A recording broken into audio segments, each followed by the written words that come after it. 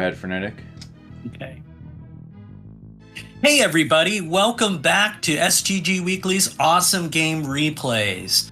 I'm happy to announce we're being joined by Mike Haggar for his run in Ghouls.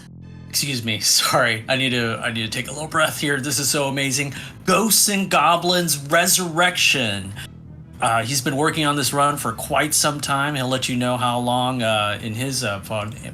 But in addition to be joined by Mike Haggar, we've got Aquas. Hey, what's going on? Yep, glad to be here, and this is going to be a pretty awesome revisit of GnGR Resurrection. Yes, so heads up for everybody in Twitch chat. You can ask questions.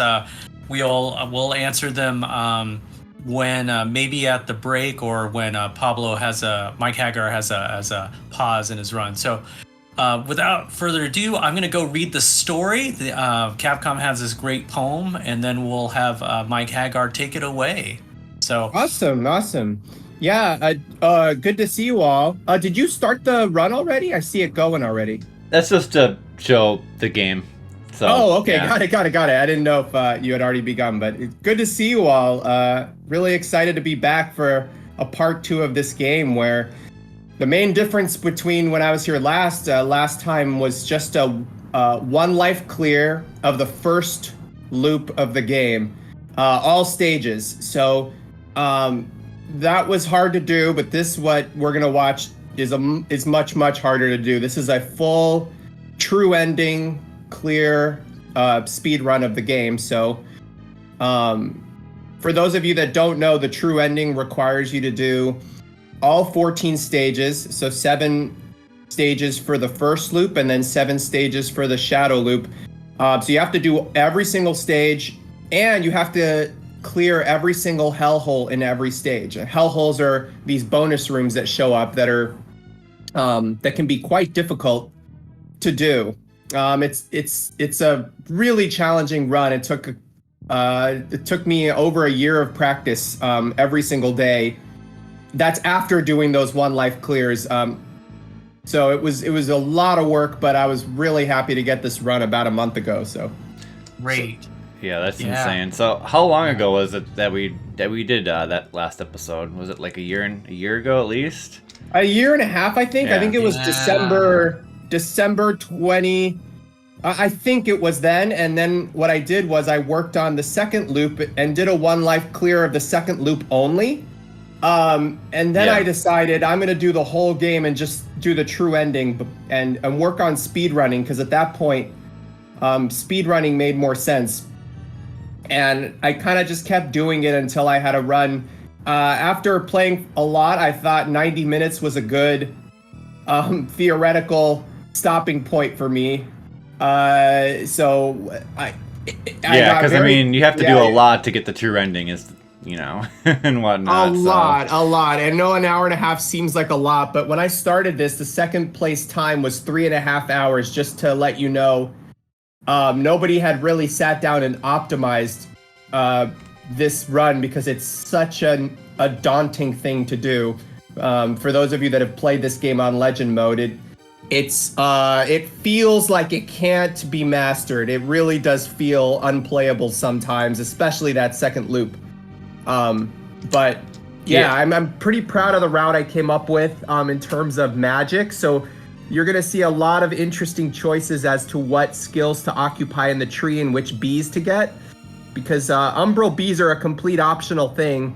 You don't need to get any of them really, but for speed purposes and for safety purposes, I equip a lot of magic through the run. The magic is especially important in the second loop. Things that speed up stuff, make bosses doable, because there's just so much RNG in this game, more than any other game I've ever played, really, that you really need every tool at your disposal to be able to handle anything with any relative consistency at all, Yeah, I'm really looking forward to see how this all plays out with the routing, and you're really right. Yeah, that previous true ending run, it was begging to get a route figured out for it. So this is pretty sweet that you actually did it. Yeah, and it's nice to have my life back. And yeah, I mean, it was daunting. Well, I think just because it's just such a you have to do a lot, like I say. yeah. So. Go ahead, I Fernando. just a little bit of history. Awesome Game Replays. Our first episode was Mike Haggar with Ghouls and Ghosts, or Dai Makamura. This was 10 years ago. 10 years ago. Yeah. Wow. Awesome. Well, we did our first episode with you, Mike Haggar, and PJ. And so, well, what a long trip it's been from 10 years to now. That was great. Yeah, that was really fun. I forgot PJ was on that too. Shout out to PJ. Yeah. That was a fun thing to be a part of, and I'm glad you guys are still doing the Awesome Game Replays sideshow. Okay, without further ado, I'm gonna get into just read the story poem that I found in the manual that's from Capcom, and then we'll have you take it away. We'll do the countdown, and then we'll have you take it away, Mike Haggar. So awesome.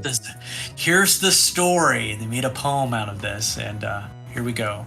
A long time ago, in a far-off land our tale begins, its beauty matched by none. There we find our hero, Arthur, resting in the sun. Then lo! Beyond the rolling hills, a maiden drawing near. Arthur, the apple of her eye, the princess doth appear. A moment shared between the two, all happiness and bliss, when suddenly, off in the distance, something is amiss. A spark ignites, and then one more. The town grows up in flames. A cloud of darkness does emerge. The palace it does claim. The shadow then extends its reach to the umbral tree divine. Its color fades, its vigor drained by powers most malign. And with this chaos wrought, the demon lord plays his vile hand. While Arthur's back is turned, the princess he kidnaps as planned. Our gallant hero tries his best and yet is overwhelmed. With the princess he takes flight, off to the demon realm. In haste does Arthur don his armor to save his maiden fair. To the demon realm he does depart, so demons best beware. Yeah, it really sums it up. Guys, that's an official Capcom poem of this game that Frenetic found in the manual of the game. So I'm very impressed. I didn't even know this existed. Yeah, me neither. That's I've awesome. got tears in my eyes. Are you feeling the strength welling up with you all from the poem? I definitely feel the strength, as Jump Lust said. Jump Lust asked a question just really quick. The reason, just so you know, guys, I'm not really a speedrunner. Generally speaking, I usually just go for one life clears of games. The reason I wanted to speedrun this initially is because this game is, when I did the original single loop challenges, I was doing those without any deaths or retries. However, because you have to go through and get the hellholes and then basically play every stage twice, if I didn't allow retries for this, this run would have taken 2.5, 3 hours minimum. It would be way too daunting, and so you are going to see me retry in stages. So then I figured if I'm allowing retries, it's silly to not allow deaths because you can just retry every time you're about to die, right? So my focus just became, okay, just go for the speed run as a way to challenge myself. It's just the way that the game was designed, there's no way to get the hellholes and only do a stage once. Unless you went super crazy with the rules and yeah. Yeah, I mean, it would have taken 3-4 hours. That's no way. Yeah, no, that's perfectly legit and I mean, you kind of have to come up with solutions for that kind of stuff when you're coming up with a run, so. Awesome. Oh, and by the way, everybody, I created a treasure chest chart for this, the complete chest system. It's going to be displayed on a stage by stage basis. Yep, we have the first slide up right now, so if you wanted to run the basics of that down before we begin, you could. Yes.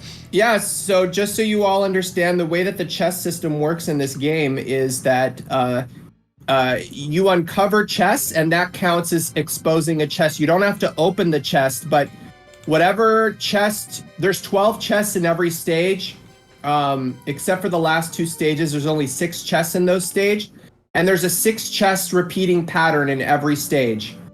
So for example, chest number 2 in stage 1, you can see right there in the chart picture that it contains a weapon or a statue randomly determined by the game. So if I get to the 8th chest, for example, that will be chest 2's pattern because it loops every 6 chests. And unlike the other games in the series, every stage has its own pattern, which is very daunting. So that's one of the things that's difficult about doing a run of this game is I don't want to say you have to memorize every single chart for every stage, but you at least need to keep that in mind when you're planning a route to begin with. And also know your backups. Like if you take a hit, know where you can recover in the stage, know where you can't. Because you don't want to open random chests and just hope for stuff, because that'll slow you down and all that. And also what's in a chest depends on your state, whether you're in your boxers, steel armor, or gold armor when you open a chest. So that's why the chart for the stage is a 6x3 grid. And in the first loop, the A and B parts of the stages, so stage 1A and stage 1B have the same chart. So you could see that there it just says stage 1, but in the shadow loop, every stage is completely different. But there are some key principles, like chest 3 and chest 6 typically always have gold. I think that's true for every stage in the game. So that's kind of a good rule to keep in your head if you don't want to memorize anything else. But it really does help to know where the silver recoveries are, or the steel armor rather, and where some of the weapons are, because there is a little bit of farming for weapons that I do. As I'm playing, I'm doing that, so I actually don't end up losing any time to this. But yeah, anyway, I think that's good enough, and I'll explain more as we go on. Okay, cool. That's incredible stuff. Yeah, thanks for all that info, Mike Haggar. So, well, why don't we get the video queued up for the run, and we'll go off your countdown, Aquas. Okay, cool. I'm ready to go here. Okay, everybody queued. Okay. 1752. Yes. Roger. All right, it'll be on go from a 3, 2, 1 go countdown. So. Okay, go for it. 3, 2, 1, go. Oh, hold on. Wait, hold on, guys. Hold on, guys. I like your face in the... Huh? My hotkey for push to talk is the same thing as like a hotkey in VLC. Oh, so okay. It messed it up. Okay, we're going to read you. Yeah. Hold on, let me get back to the 1752 mark here. 1 sec. No worries. I'm just requeuing. Okay, cool. I'm requeued. Hold on 1 second. Give me a moment. Yeah, no problem. Yeah, take your time. So, STG Weekly, technical difficulties. My live split hotkey is the down key, and so that used to mess me up quite a bit. I'd be trying to do something and then I would accidentally activate it, and that was fun. I'm gonna turn off push to talk. Did you hear me? Okay. Yeah, I can hear you now. Yeah. I'm gonna turn it off for now. Okay, cool. Yeah. Darn these hotkeys. They're too hot. Too hot keys. Too hot of keys. So yeah, I like your face in the lower left-hand corner. You're like, is this gonna be the run? You're like, little does he know. Yeah, believe me, I don't know, guys. This is attempt number 2,832 according to my live split. Wow. So yeah, just so you guys understand the dedication that it took to do this. Some of you in here used to come to my streams a lot I did not actually stream this live because the last month or two of me playing, I was extremely focused and just wanted to get this run done. So I just didn't want any distractions or talking to people. Although that was really fun to talk with the community, I just wanted to super focus and not. I didn't want to play this for another several months, you know. How long have you played this in total, you think? In total since March of 21 when the game came out. So in over 2 years of playing nearly every day. Wow. So how did you feel at the beginning of your Aquas? Feel free to interject when you get it fixed. So he can answer this question, but yeah, I'm ready to go now. Okay. So how did you feel when you were first playing this game up until now? When I was first playing this game, I was just extremely frustrated because I played it on legend mode the first time, and there are checkpoints in this level or the game that took me, 7 hours to do one single checkpoint. I mean, and it took me 70 hours to get one true ending clear the first time. So I never, ever, ever thought I would be speedrunning this game. It was, I didn't even think it was possible to reliably do any of this game, but I never said I'm going to speedrun the full thing. What I did was I just set small goals for myself. Like, I'm going to try to do a one life clear of the first loop. That felt reasonable. And and I only did 5 stages the first time. I didn't do all the stages, and I just sort of slowly expanded what I did little by little. I never ever said I was going to do this until I was ready and had mastered each loop on its own. But I really never thought this was possible. I really didn't. This game is, if for anyone who hasn't tried it, I'm going to make it look a lot easier than it is, but you should just try to sit down and do the true ending on legend mode to understand what I mean when things just take hours and hours and hours to do. It's so anyway, to answer your question, it was I never ever thought I would do this, and I was just it was really a drudge to get through it the first time. I mean, it's painful. It really is. You feel really good when you beat a stage, but sometimes you wonder if it's even possible to do. Hey, nice. All right, without further ado, let's go ahead and get in your run there. Okay, take 2 on the countdown here. On Okay. Go. 3, right. 2, 1, go. And we're going at normal speed. Nice. Awesome. No metronome shenanigans. That's a stupid thing in this game. Awesome. So I begin the route with stage 1B, and the very first thing I do is open the first chest because it has a weapon. And that is and I hope for the knife. I realize that I think the chart has I'm gonna have to fix this. I think the chart has a typo because I think the first chest should be a weapon and it says wizard statue on it. But yeah. So and a lot of times I restart my run right here if I don't get lucky enough for a knife drop. But it's a knife, so we move on. First success of the game. This is the blessed run right here. The knife on the first chest. So I do get every single bee in this first stage without losing time. There's 4 bees. And that will allow me to get some magic abilities after. So what's the true ending condition then? Do you need all hellholes, all bees, or do you need the bees for the hellholes? You don't need all bees, but you do need every hellhole. Okay. Basically, the actual condition is every demon orb, and you get demon orbs by doing every hellhole and beating every boss in both loops. And also, there's a secret demon orb hidden in one stage, which I'll point out once you get to it. If you don't pick that up, then you can't get the true ending.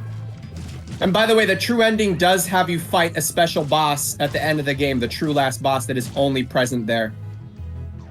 Yeah, they made it a lot harder in this, though. Oh, yeah. So I don't even have gold armor yet because I've skipped so many chests, but 3rd chest is coming up in this very next one. So that'll give me my gold. This is the third chest that you simply revealed, correct? Yep, but this is actually the 7th chest in the game. I just skipped a bunch of them.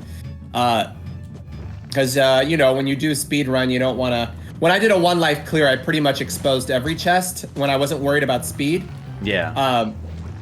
So sadly, I lost my gold there, but that doesn't really matter because this first pass is just to do the hellhole, and then I'm going to retry the checkpoint.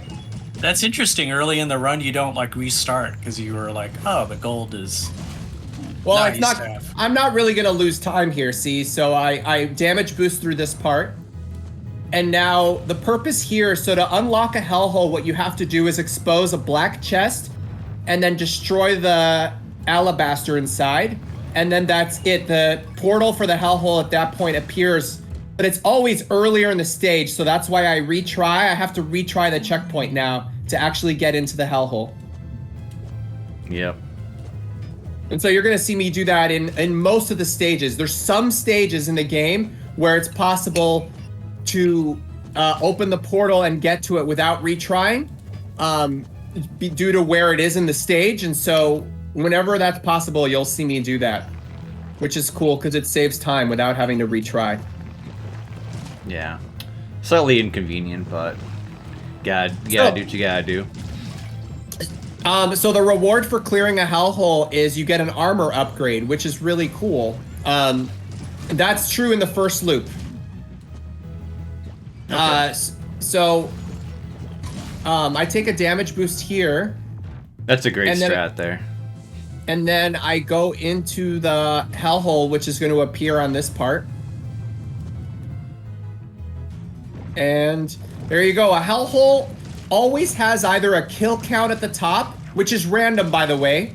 You have to kill anywhere from 28 to 44 enemies. In this, I got a 40 pattern this time, and it's different for every stage. At this stage, it even has 2 iterations per stage. I used to do a harder one in this stage that has a bunch of plants, but I know what some of the trigger points are for how it chooses which one to give you. So usually it's the route that you take in the stage. Like, oh wow. So yeah, so I that hellhole is much easier. Sadly though, there's a bug that lets you get your armor back inside of a hellhole that I didn't do. So I have to fight this guy without gold, which does waste maybe a second or two. It's not a lot though, because the bug does take a little time to pull off, so it's not a big deal.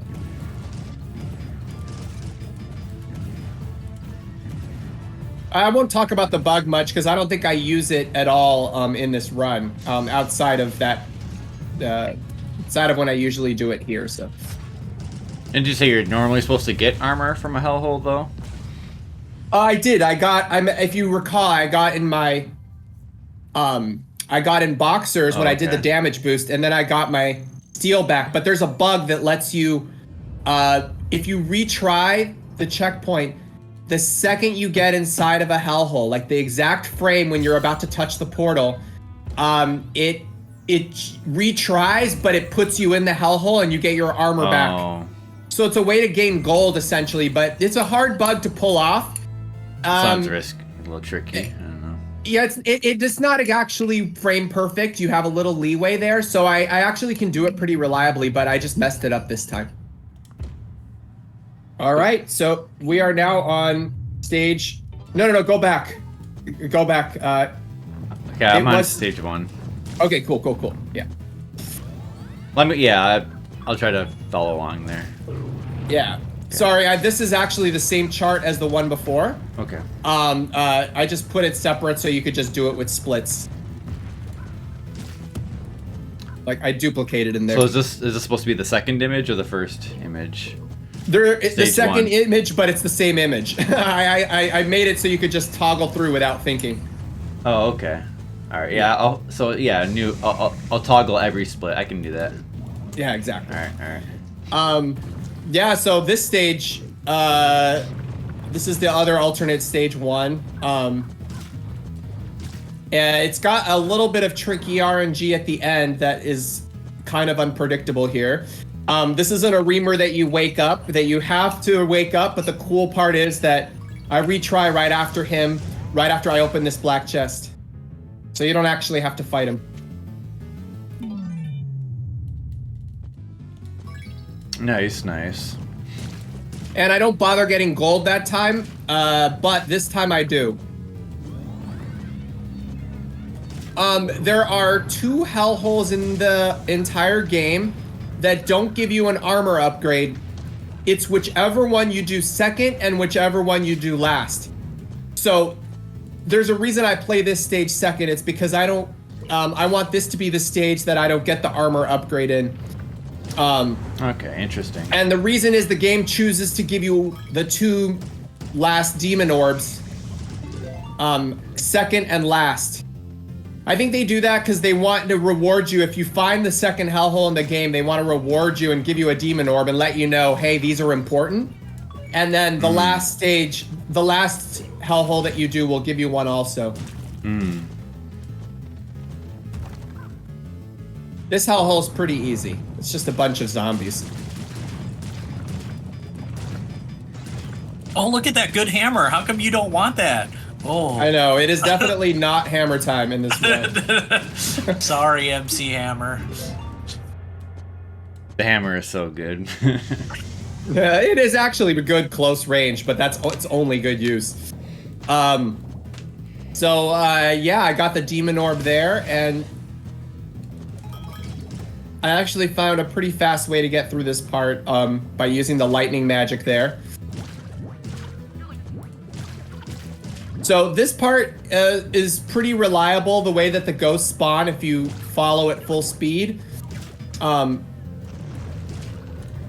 There is a part coming up though where I have to retry a lot if things get a little hairy there.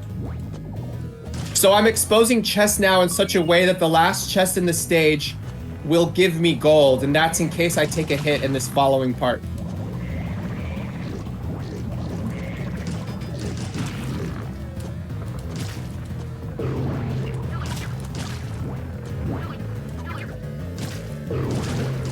So this part right here can be pretty hairy. I got an unlucky pattern there. Sometimes I could do it without even stopping. See, and I took a hit there also, which sucks. But it's okay. As long as I don't take any more, I'll have my gold back for the boss.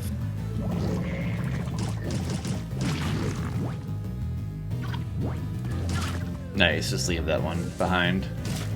Yep, you only kill the ones that are necessary, the vines that get in your way, which is only a few vines, really.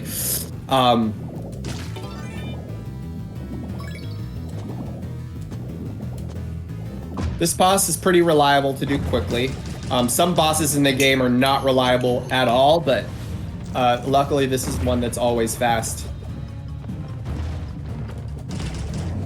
Yeah, Astaroth comes to mind. Oh god. Yeah, I cannot tell you how many runs Astaroth destroyed. So bad. Without a single apology. Alright, so next image on the split, or the chest order down here. Okay, that's, I guess I hit the wrong key. There we go. Cool, yeah. This one is a little tricky because they don't give you a steel armor recovery before chest 3. So, I'll mention that you have to be careful not to take a hit in the second half of the stage.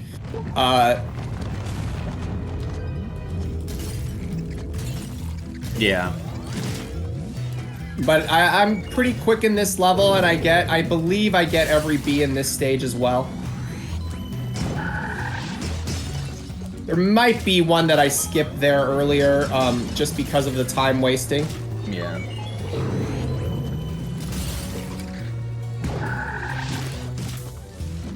Good old frog magic. I love the frog. It's very useful.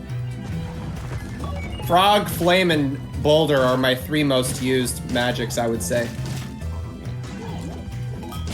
This part's random, where these little... I call these the adolescent areemers because The baby Areemers are even smaller. Oh man. I'd say Goblin or Imp would be good for them. One of the two. Nice gold.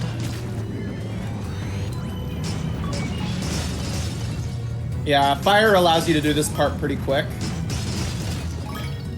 Yeah, the abilities are so useful in this game. You kind of have to use them.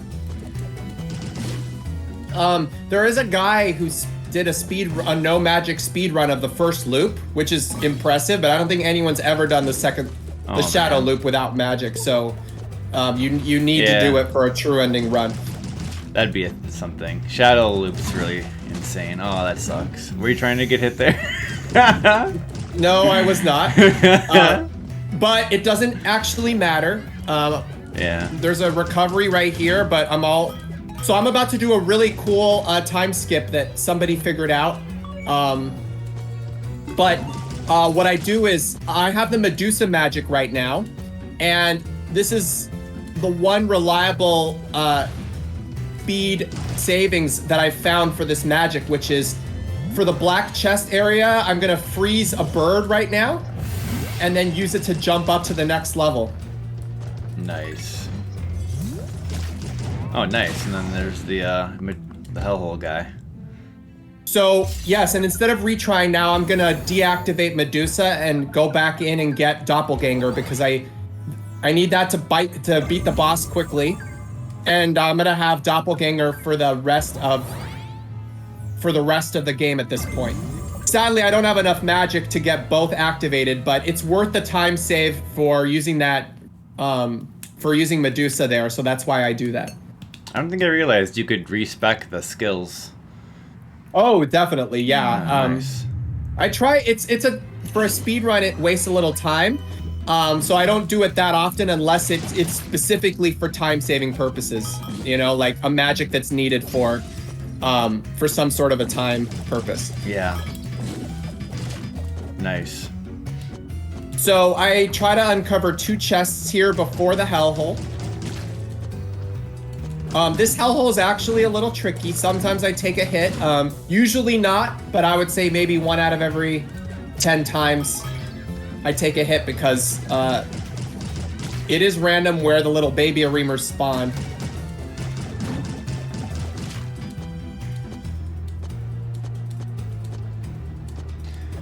These are the dudes that I call the baby Areemers.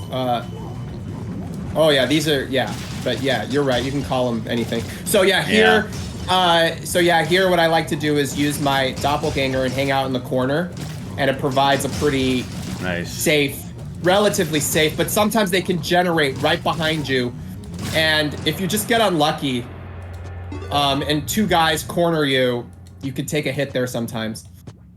Yeah, I can see that. I got really unlucky there. Damn you, daggers. Random daggers. Yeah, so daggers don't actually shoot in the same trajectory. They're random. They oscillate. They can sometimes shoot a little higher or a little lower on the screen, and so that can ruin certain really precise things that you do. It's still worth having the weapon, though. But they threw in that RNG just to mess with you. Yeah. And it's like that in the original Ghouls game, too. So they really studied the old games when they made this. Oh, yeah. So I skipped that B because it requires you to do a roundabout and lose like a lot of time to get. So it's just not worth it. Good to know. Sadly, this boss takes a while because it's got this auto-scrolling section. There's no way to speed it up. This boss, I hit him here. I take off 1,000 damage. That's the most damage you can take off for it to make a difference. And then it means that you only have to fight the final form, take off 1,000 more damage on that form.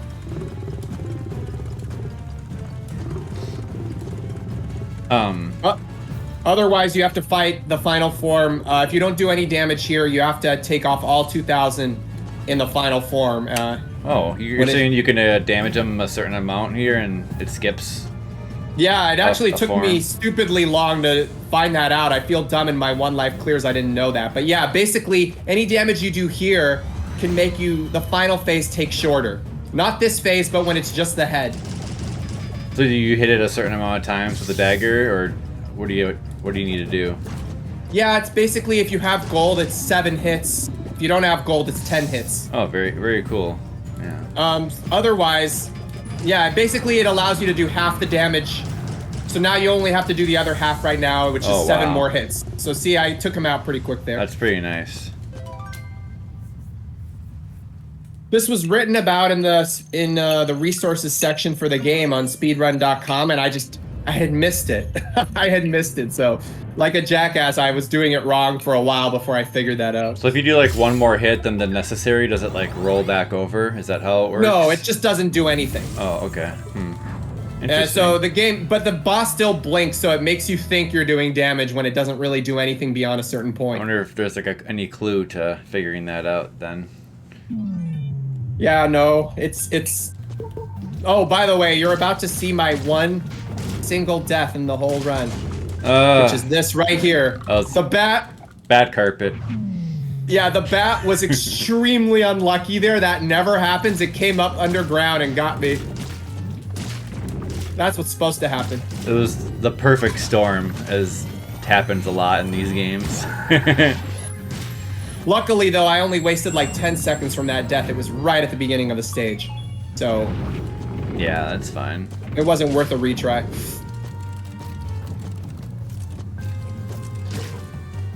So I took a hit there, which is a little dangerous. I can get my armor back in a moment, though. But I won't be able to get gold before the retry. That's okay. It doesn't slow you down that much.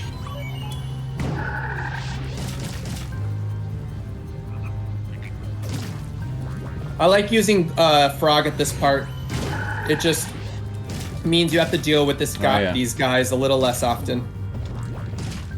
Oh yeah, sorry. Update the test chart now. Got it. Thanks, Madarufa. So that was my first chest. I skipped. Oh wait, no, that was sorry, that was the third chest. I apologize. This next one is the fourth. I think. Actually, now I'm unsure. I think. Yeah.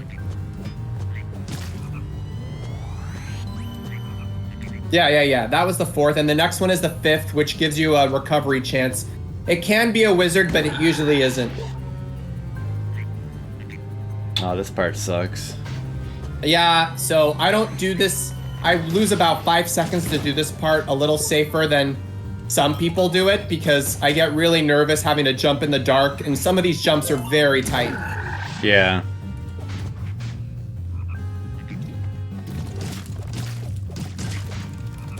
You gotta be really careful on this bit.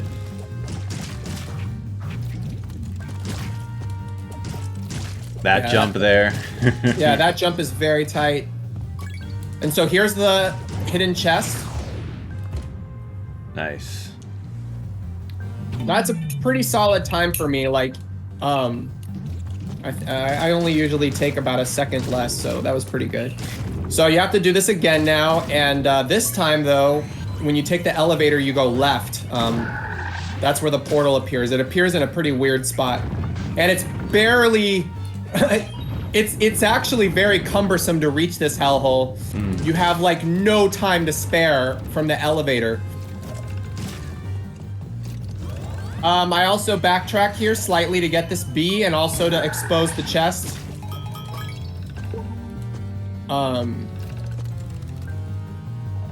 Because I want to have gold.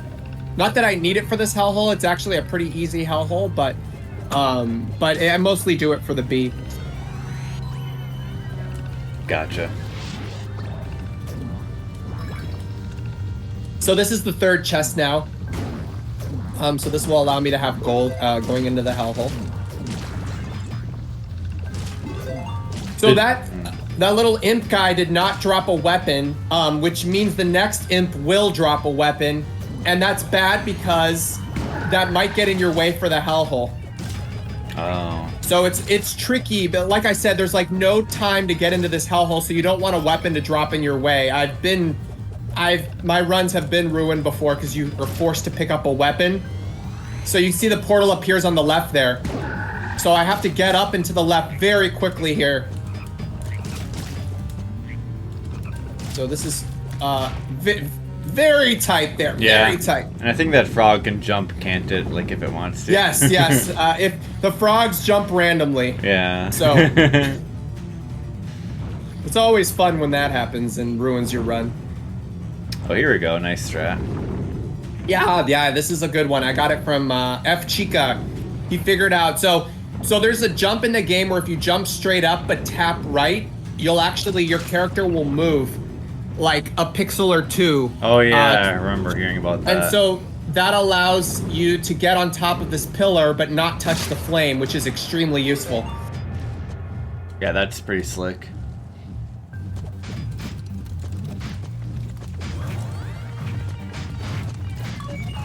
Oh man. Are those bats consistent there? Yes, they are, thankfully. Yeah. So the only real speed part you can do here is to fall down right away. If you do that, you skip that other dragon. Otherwise, sadly, you do have to sit through this whole auto-scroller. So the auto-scrolling stages,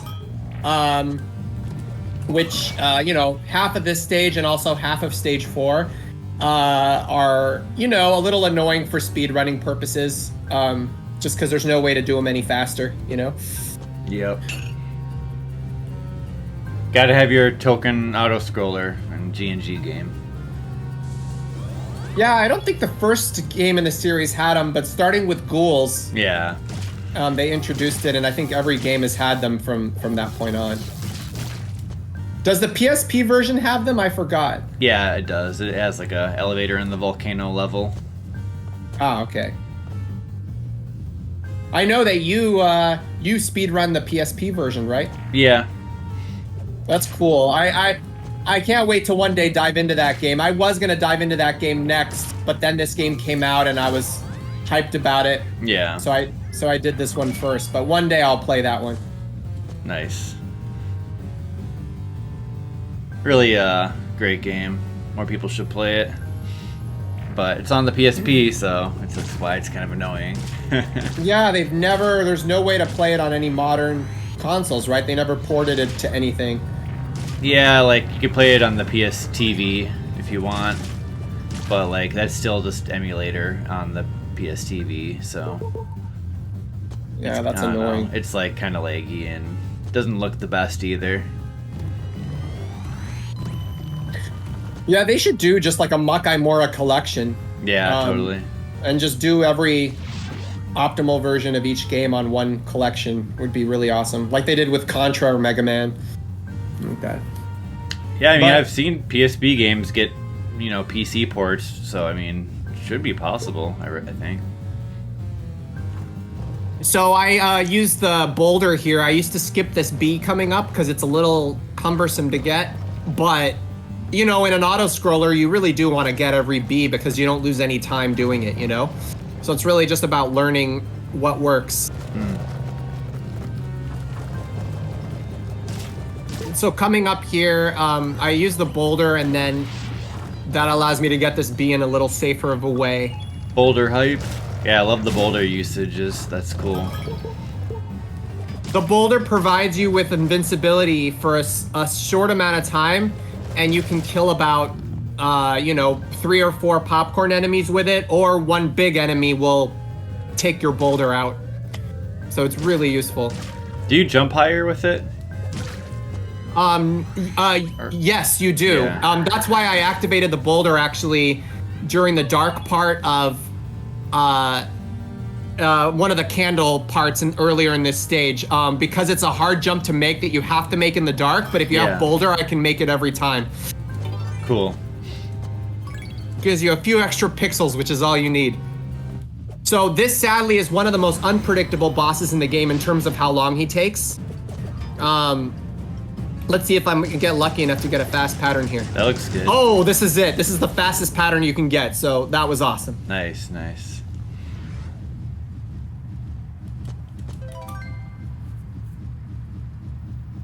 Yeah, so I only lost 10 seconds from that death, which is great.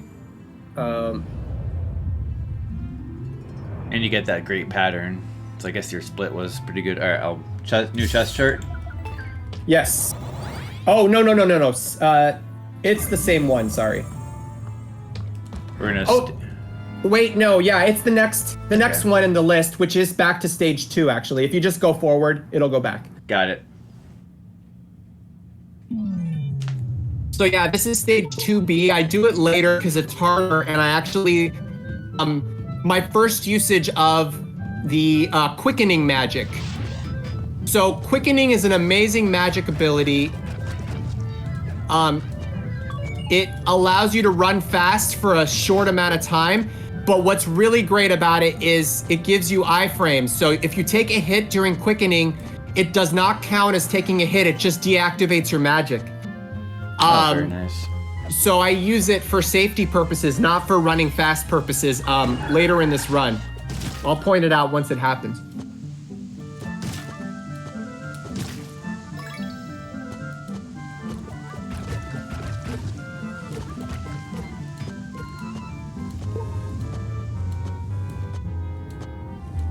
The platforming in that last section is pretty fun. I always like that bit. Yeah, it is fun. So the fastest way to do this part is to use the flame here, expose this chest, which is your gold, and then just keep running, and you can pretty much get through it all. You can damage boost here to make it slightly faster, but it's not worth it because sometimes it doesn't work. I got a little slowed down there due to unlucky B placement, but so this Aremer, if you just keep shooting him and triggering him to jump up, you can get past the checkpoint and not have to deal with him.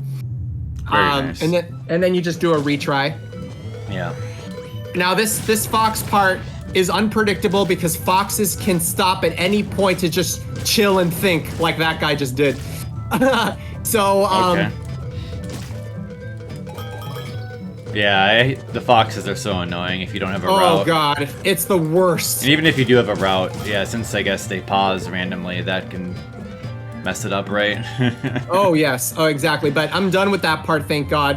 So now Very what you good. want to do is just, the cool thing is that this is the first time in the game where you can get a hell, do the black chest and get the hell hole in the same run, in the same attempt without having to retry. So what I do is I activate the quickening here in case that bat appears, which he did. Yeah, nice. And so, because it's in the same room, so now what I do is I jump down, get this B, and then get into the portal, which appears right below. Ooh, sometimes you can get unlucky and that flame can hit you on the way down. So, this hellhole is annoying. Sometimes you get unlucky and take a hit because of the foxes. They'll just weave right in between your knife pattern, but...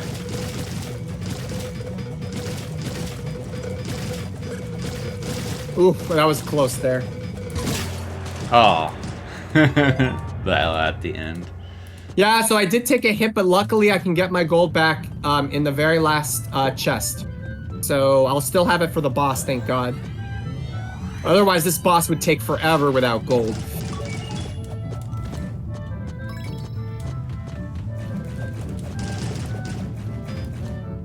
Yeah, this boss can be a pain.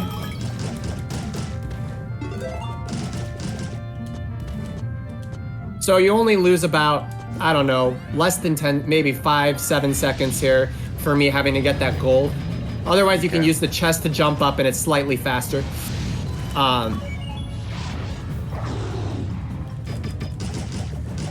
If you get a certain pattern, you can do this part in one cycle and get 2 foxes at once.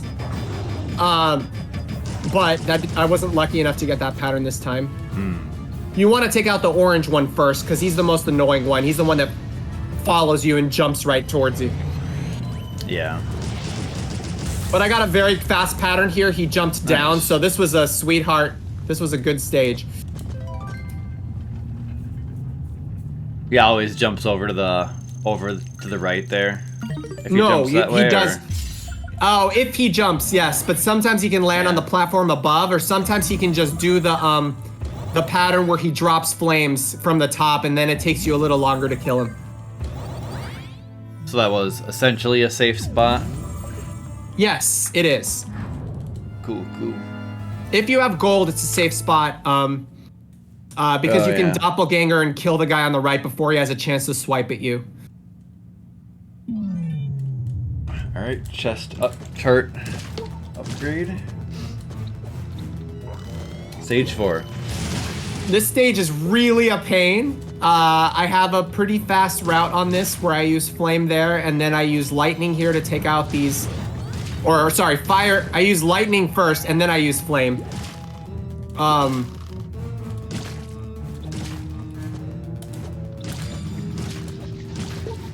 Yeah, so in the background you have all the eyeballs, and if you accidentally hit the background eyeball, it triggers a trap or an enemy on you. Yes, Really and sucks. that eyeball I just triggered was on purpose, but there's not any other eyeballs that I trigger that I want to trigger, because some of them even contain a reamers, and then you're screwed.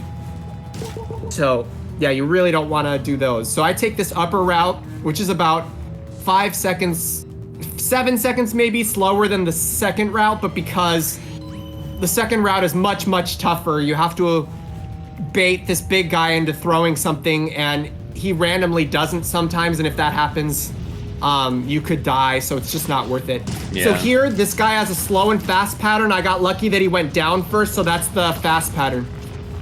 Okay, sweet. If you get unlucky and he does the other pattern, you lose a lot of time. It's something like 12 seconds. Nice. That was nice and quick. So here's the black chest. I usually kill this dude, get the B, and then retry. So the spirit like flies in a certain direction, but that doesn't necessarily indicate where the hellhole is, does it? Yeah, no, it doesn't. It's the same animation for every stage. But the hellhole does always appear earlier in the stage somewhere. Okay. Sadly, they do that on purpose to make you replay it. Yeah. Because this is Fujiwara we're talking about, so. Exactly. You know he made certain things harder at a certain point, one way or another. That's what he does. I learned to curse his name every night before bed. That was my way of, instead of praying before bed, that's what I did every night. Yeah. Nah, just a joke. I actually love Fujiwara, and I worship him for making games like this. I don't think anybody else has the balls to do that. So this hellhole, I like using the doppelganger for it, because it's a kill count hellhole. I forgot to mention that some hellholes are timer based. So if a little clock timer appears up there, all you have to do is survive a certain amount of time. It's not based on how many enemies you kill. Do they tend not to fall on you in that spot, or is that Yeah, just... that's a safe spot. Oh, okay. That's a safe spot. Sweet. Yeah, I always think that this the spikes around here look like the Arthur's boxers. Oh, that's interesting. Yeah. Hopefully we don't I don't think you're gonna see me in my boxers in this stage, thank God. Yeah, it's really easy to mess up this, especially if you're learning it. Ugh. So to answer your question, Modi, or he mentioned you don't have to deal with any red reamers until late in the game. The last stage has some mandatory ones, but by that point in the game, you can have Lightning 3 or Thunderstorm 3, which is the only magic in the game that can take out a reamers. So I do activate that on the last stage, thank God. That's cool. That's one of the reasons you really want to get magic, because there are actually 2 reamers you have to deal with in that last stage. This is the other auto scroller, by the way, in the game. So sadly, you do have to deal with this whole part. And it's really a pain in the ass your first time through, because this stage does not have a checkpoint. Oh yeah. Until the boss. But yeah. Until the boss, yeah. The last 2 stages have no checkpoint until the boss.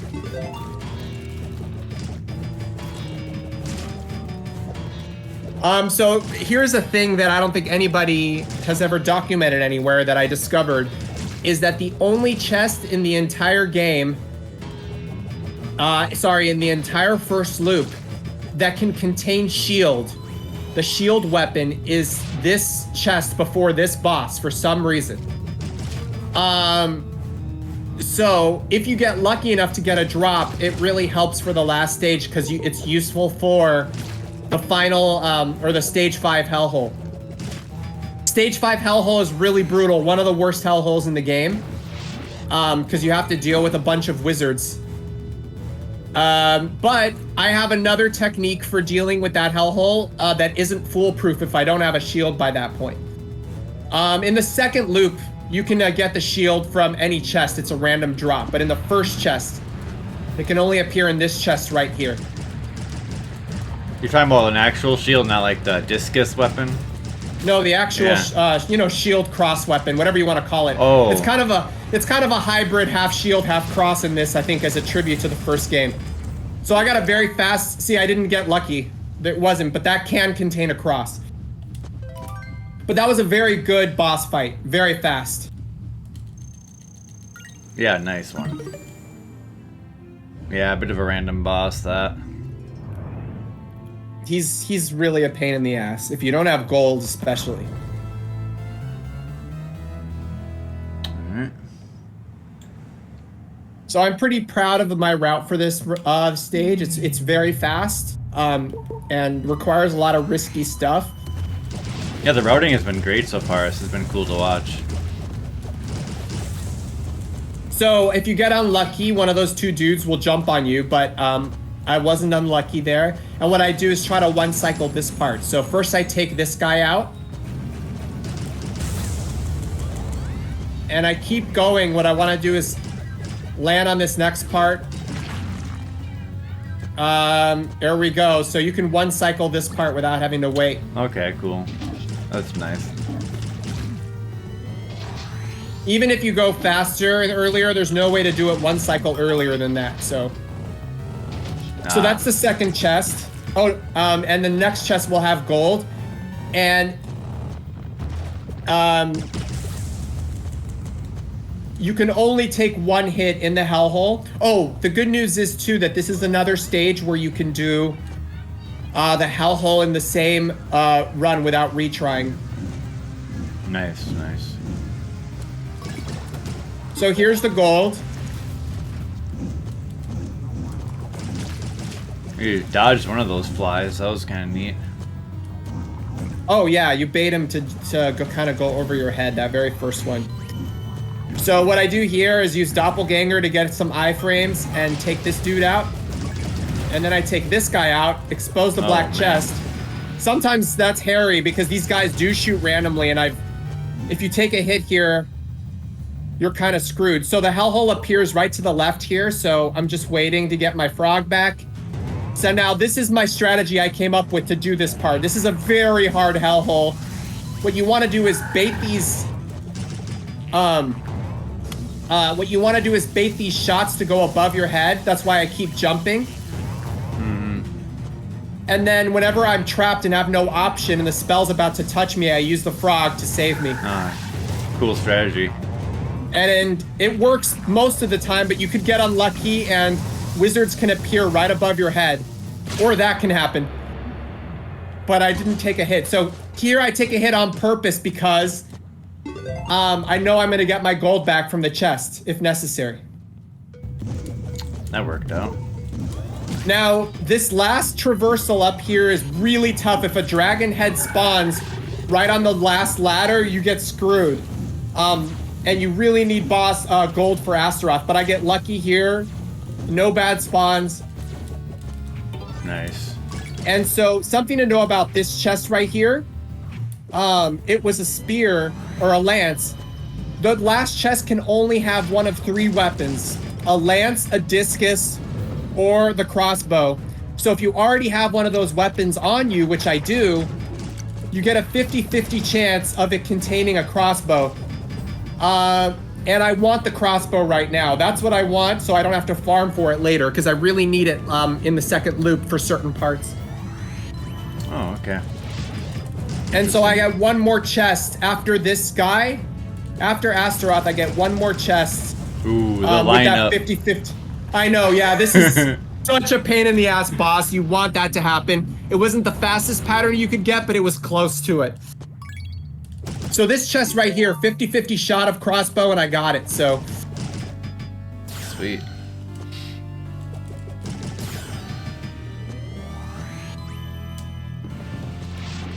So there you go, I got him to do this pattern. If you jump on his right foot, he's likely to do it, but he doesn't always do it.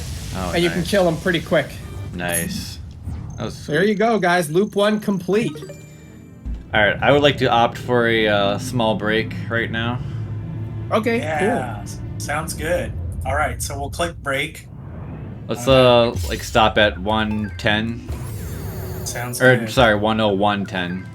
Okay, 101.10. Alright. All right, here we go. Yeah, yeah, we're just gonna take a quick bathroom break, guys, for a few minutes. We'll be back just a few minutes here, so stay tuned. Yeah, during this break, feel free to type some questions in the chat for Mike Haggar or the SGG Weekly crew. Yeah, we got a long run here, so I like to do that. So, all right, be right back, guys. Sounds good. Yeah, if you have any questions, let me know, guys. The second loop is where shit really hits the fan, as the scientists like to say. That is scientific terminology. Yes. Yeah. Okay. No, all hellholes are not for style, Dryzalizer.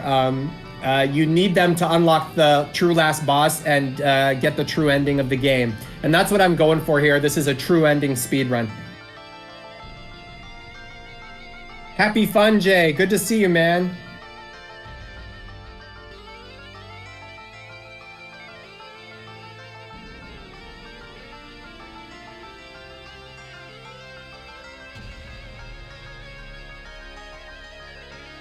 Yeah, there's definitely nothing I do in this run for style. I mean, this really is the fastest that I can do. Hellholes add a lot of unnecessary risk and time loss if I were just doing it for style. They are really a pain in the ass. We've got a couple of hellholes coming up in the second loop that are extremely difficult, to put it mildly. So yeah, I'll point them out as I do them.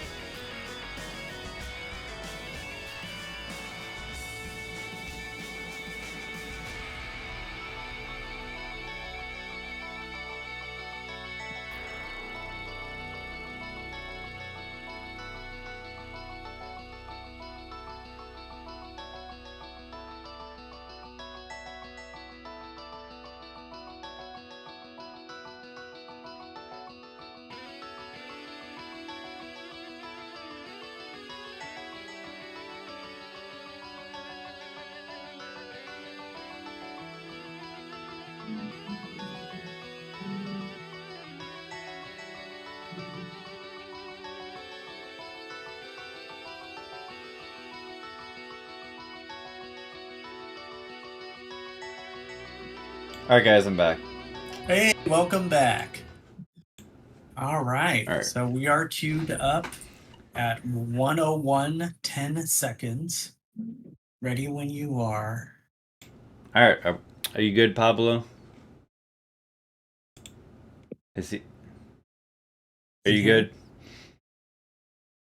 Oh, good for asking. Maybe Pablo. Yo, I'm back, guys. Okay. Oh, cool. Happy fun, Jay. Yes, you should really play this game. I could show you the ropes in person if you want. But yeah, this I really recommend this game. I don't necessarily recommend playing on Legend for everybody. It really is quite I would say a little too masochistic for most people. But night mode is definitely a more reasonable challenge.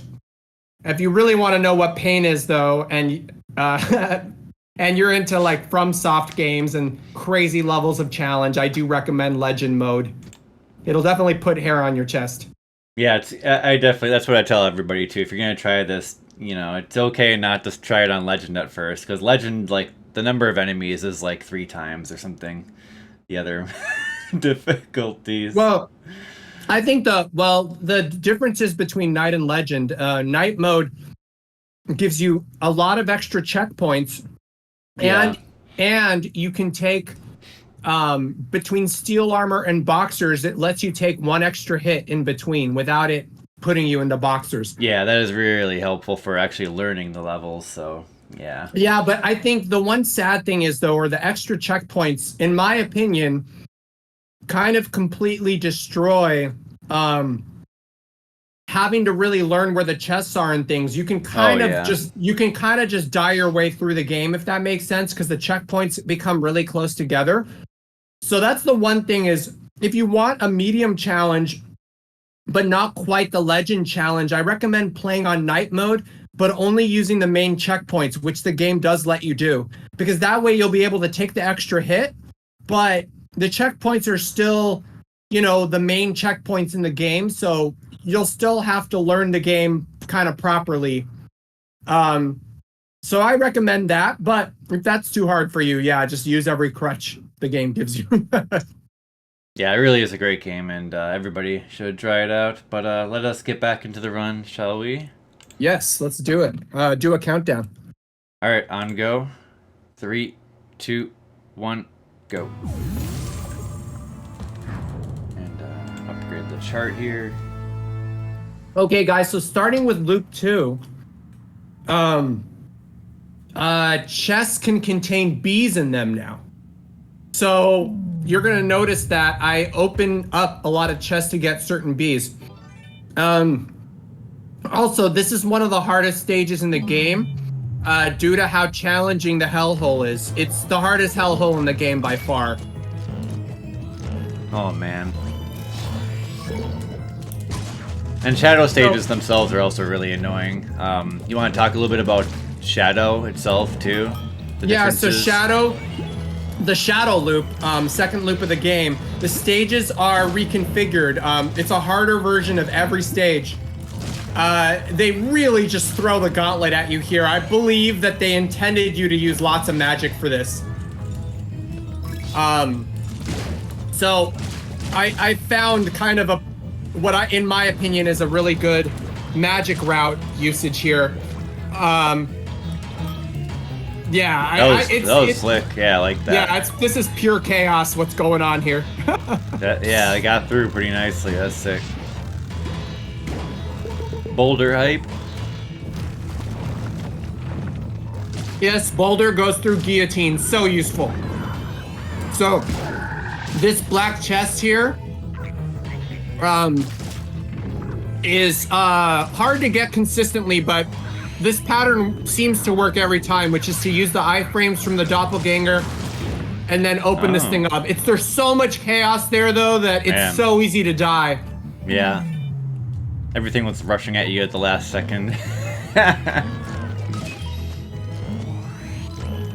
Okay, so this hellhole coming up, I have to just say again, hardest hellhole in the game. You have to take out the burrito ghosts while dealing with windmills all around you. It's so much, it's just pure pain. But also for speedrunning purposes, I don't get a gold beforehand because there's no fast way to do it. So you have to do it without gold, which is a pain in the ass. Oh man. So yeah, what I do here, jumping up here, that's a hard jump to make. You have to do it last pixel possible. Yeah, that looks pretty nice though. I like that.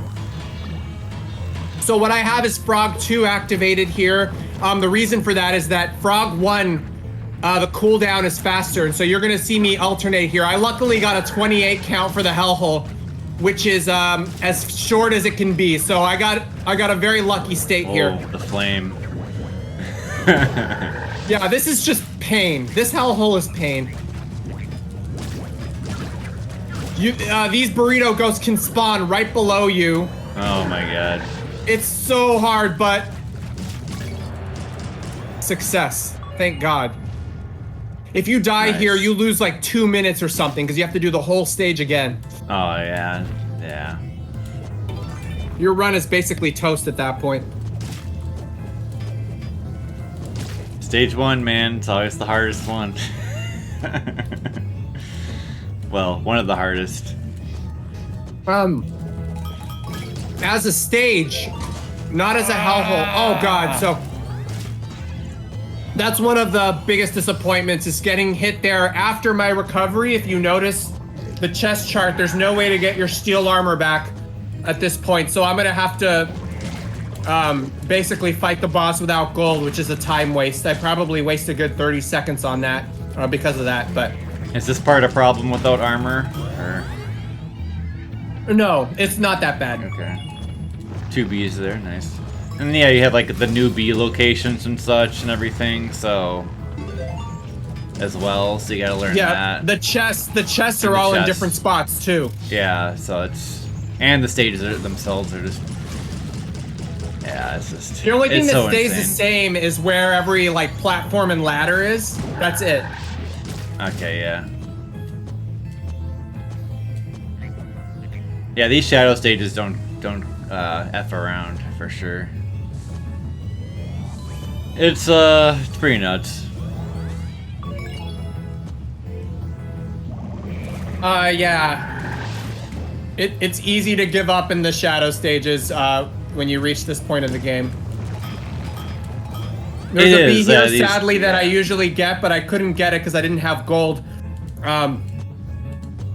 When you have gold, you can get it because your shots come out faster and you can unlock the bee quicker. So I retried right at the checkpoint so I could get my armor back. At least I don't want to fight him in boxers because that's a little too risky.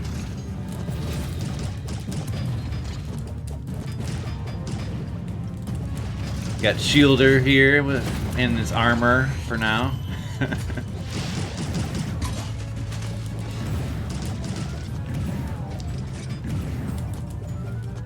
Yeah, and his shots are totally random here. So, this was not the fastest pattern I could have got, sadly. But again, this is what happens when you don't have gold. Things can really slow down.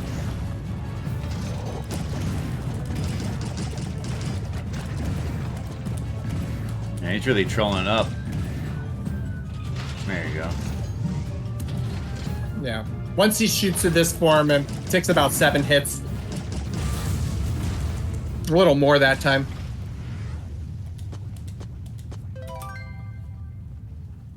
Well, sadly, you could see I lost like 40 seconds there, which sucks, but... Yeah. Oh, yeah.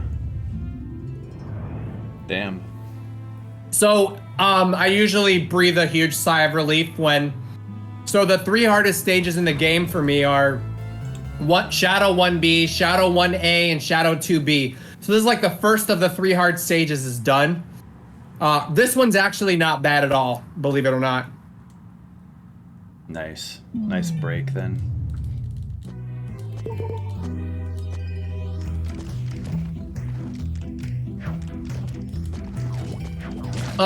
It's a little harder than the regular version, but I think the tools they give you at this point maybe make it feel a little easier once you practice this one. Sure. Easier than the vanilla version of this stage, I mean. With all the magic and such. Having Frog 2 is extremely useful for the house. So I get a gold pretty early there. And there's a lot of bees, as you can see. The amount of bees they give you per stage increases as Shadowverse stages start to have a lot of bees in them. Okay, at least that's something as of mercy, I guess. I really do think they intend you to use quite a lot of magic in this part of the game. Yeah. It makes sense. I mean, because the magic it really is useful in a lot of unique ways and whatnot. So here's something I figured out, which is this black chest is here. Whoa. And now you can actually go back. You don't have to retry. This is another one where you can do in one swoop. That looks scary to walk back. Is this consistent walk back? Yeah, it took me forever to figure out that consistent, but yes, it does work. Wow. That looks like it could have got bad pretty quick. If you have crossbow, this hellhole's really quick. So having a early crossbow drop makes this hellhole really fast. Yeah, that spread shot, pretty good. Yeah, it's such a great, when you have gold crossbow, having 4 shots at once is so good. That's pretty sick. It feels like a Contra game at that point. Yeah, a lot of weapons. It's cool. My magic usage here is pretty interesting. You can see a lot of magic I use all the time, and I'm constantly switching. So this part is so much easier now because I have Frog 2. You could just take these guys out. Yeah.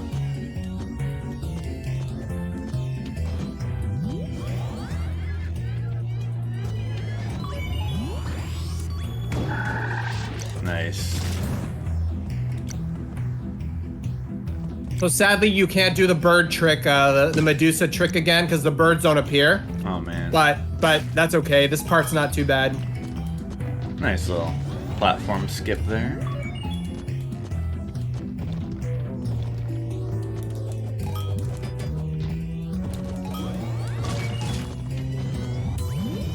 Does this go wrong? This little Yes, it sequence goes here? wrong sometimes if that little dude or if that big guy jumps up a little quicker. Sometimes he can jump up right away, and that makes things a little dangerous, but... Yeah. It's like sometimes, you know, it's like it's going too well. You have to ask. Definitely. There's a beat here that I get sometimes. Yeah, I got lucky there. Sometimes I skip it if the jump back doesn't successfully get it. That bad. It's kind of bad spot, but what I do is the bees that I get are maybe a couple above what I need, so that if something goes wrong and I miss one, it isn't the end of the world, you know? Because some of the bees are not consistent. Good call. So you're getting what, 7? What do you say, 7 hits? Yeah, I think here? in shadow mode they give bosses like a 10% health boost, so it might take 8 hits. And so yeah, this allows you to reduce the health of the final phase by hitting this thing a certain amount of times. Right, so That's it's what we talked double. about So earlier. essentially, the last phase would take 16 hits if you didn't do this, but it allows you to do 8 hits at the beginning and then 8 hits at the end.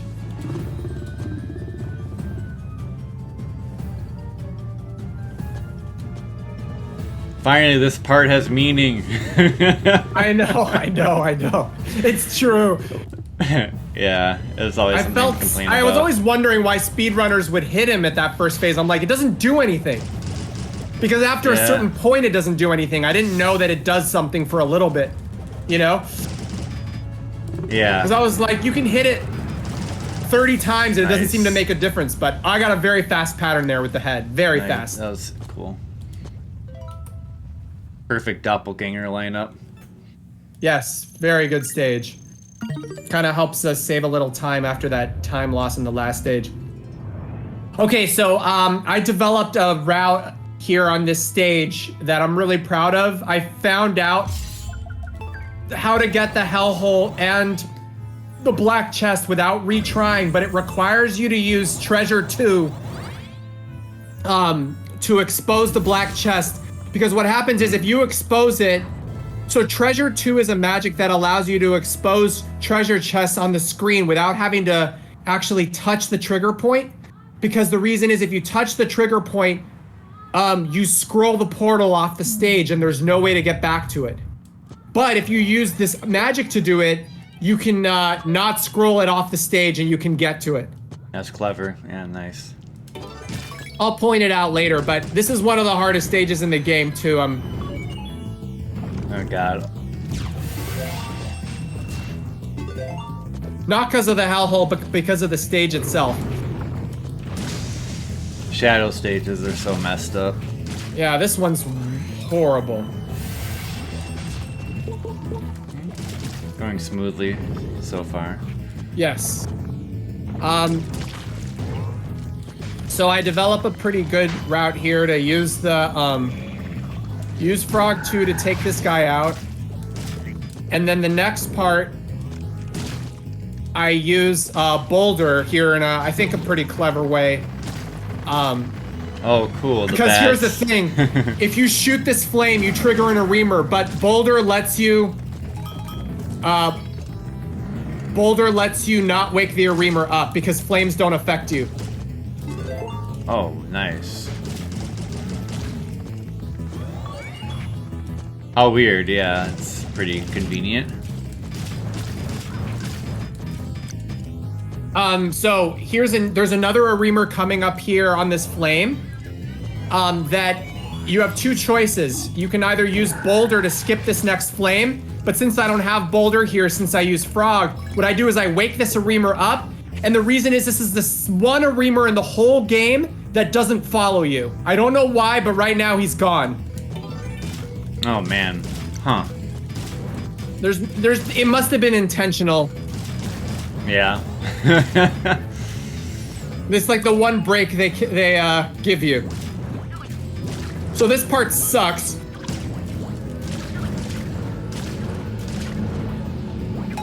I've lost so many runs in this part right here, but I use Doppelganger to give me the iframes to get past that part quickly. Yeah, and you're toggling the bow and arrow usage as well. That's pretty nice. Oh, what's interesting too is if you have a weapon selected with Doppelganger and then you change your weapon, your Doppelganger will still have the old weapon, so it allows you to use two different weapons at the same time. Nice. Yeah, that's pretty Obscure neat. fact. You have to time the switch, or kind of? No, as long as you do it after it activates, you're fine. Yeah, so okay. I'm about to do the black chest trick I was telling you about. So Sweet. I'm gonna use the treasure chest in a second. You gotta take out this guy though, otherwise he doesn't let you jump back. So this traversal back, ooh, this part, they're being really aggressive. Okay, so here I use it right in that spot. You can see I generated it as right as I could, and now you can barely have enough screen space to go back to where the portal appears. Nice. The screen doesn't scroll back more than that. Nicely done, yeah. This hellhole can be a pain, actually. Sadly, I took a hit there. Lightning 1 is the way to go in this. If you have Lightning 2 in your inventory, but you use Lightning 1, it charges quickly and you have a quick cooldown. So Yeah. that's actually the best usage of the version 2 of Magic, is that to use their version 1s with less penalty.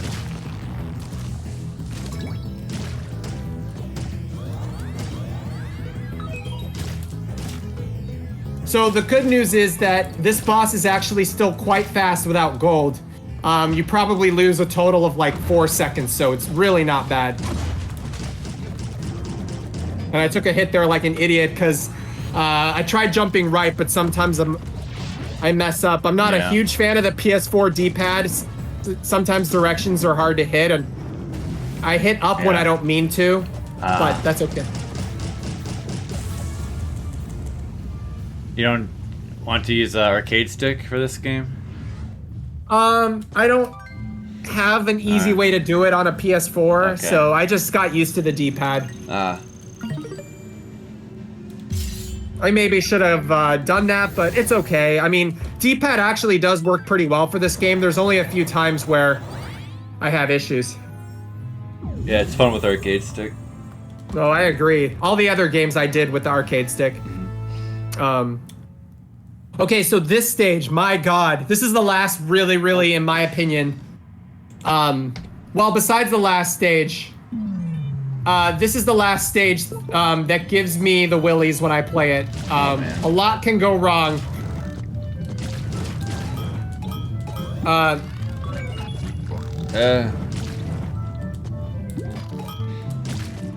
Nice. I accidentally have to backtrack here a little because I missed the chest and I really need it. It's the only way to have gold before the hellhole. Yeah. So this is a weird hellhole. The only way really to get it in one swoop is to have the treasure chest item. Because the black chest is in a really awkward spot. You have to trigger the sand caving all the way to the top before you can get it. Yeah. Unless you activate it with this. So what I do here is kind of clever. I'll use the chest as I'm falling to trigger it. And then I just destroy it from here. Oh, that's cool. Wow, that works. And the portal's sweet. And the portal's right under too. So that's perfect. Nice.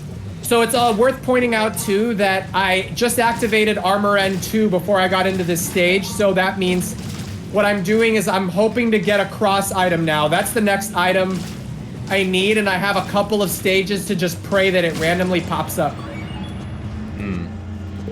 Because ideally you want crossbow and cross/shield to be your two spare weapons. Okay.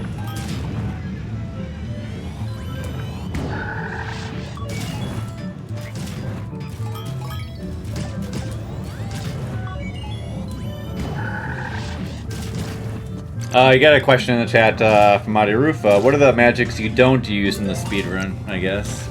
Oh, interesting. There's actually quite a lot of magics I don't use. Like I don't use I never use Doppelganger 2. I never use the boxer magic. I don't use Medusa 2 ever.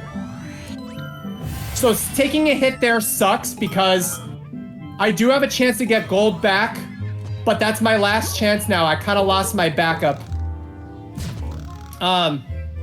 This chest here, this is my last chance to get gold back, so I have to pray to not take a hit in this next section, but this next checkpoint is rough. It's worse than the first half.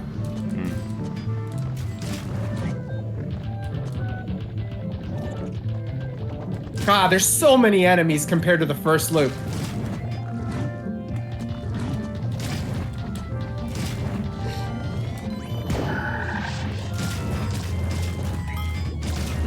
No foxes for this? No, this time? No foxes, Okay. no. That's better, maybe. Sort of. Okay, so this next part coming up, this is the hardest room in the game right here, I think. I get very lucky, but these baby Areemers are such a pain that to get up here without taking a hit is just, it takes luck. Looks like they drop down pretty quick and spawn wherever, so... We call this the break room. Yes. I got very lucky here. Very lucky. Nice. And none of them really got in your way that time. I cannot, like, sometimes you can be in that room for over a minute just wasting time, trying to get your armor back because you took a hit. It's just bad. And you really need gold for this boss if you want it to go fast, so... the first time you're here, though, this room really sucks to learn this pattern.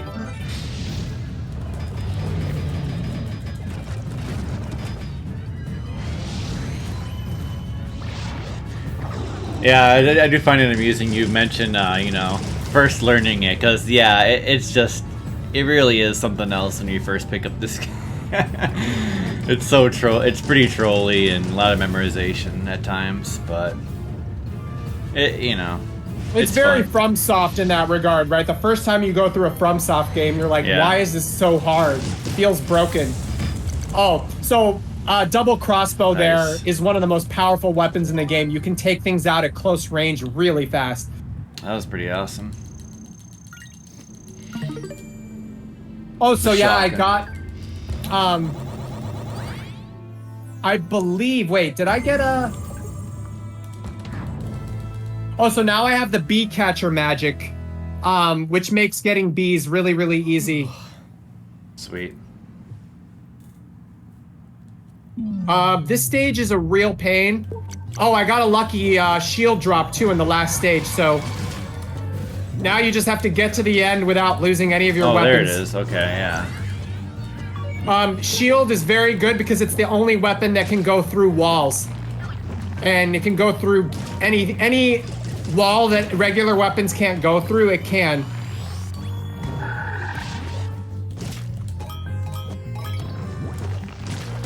So there's a part coming up here to get up this ladder, which requires luck to do quickly, and I think I get unlucky because these burritos can just generate in a bad pattern. What hit you So there? now, it was, he threw something, the burritos. So now I have to wait to get my frog back, because you need to use frog. I probably lost about 30 seconds here. But this is really a 50-50 chance. It happens quite often that you don't get lucky enough to get up there on the first cycle. You needed frog for those two enemies, yeah. To take out the vine immediately, because it appears right when you get up there.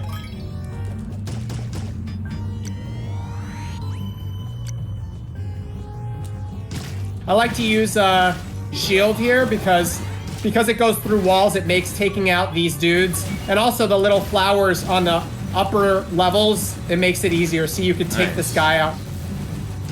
Does it destroy projectiles too? It does. Okay. It does. Nice. Does it go away when it does then? Like, does it dissipate? Yes, it does. Yeah. Sweet. Yeah, that web, that's pretty cool looking.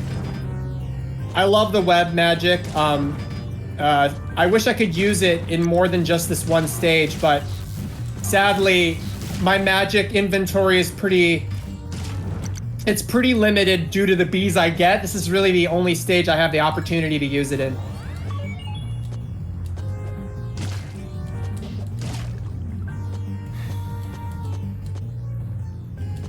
So you're continuing to get bees to get abilities at this point?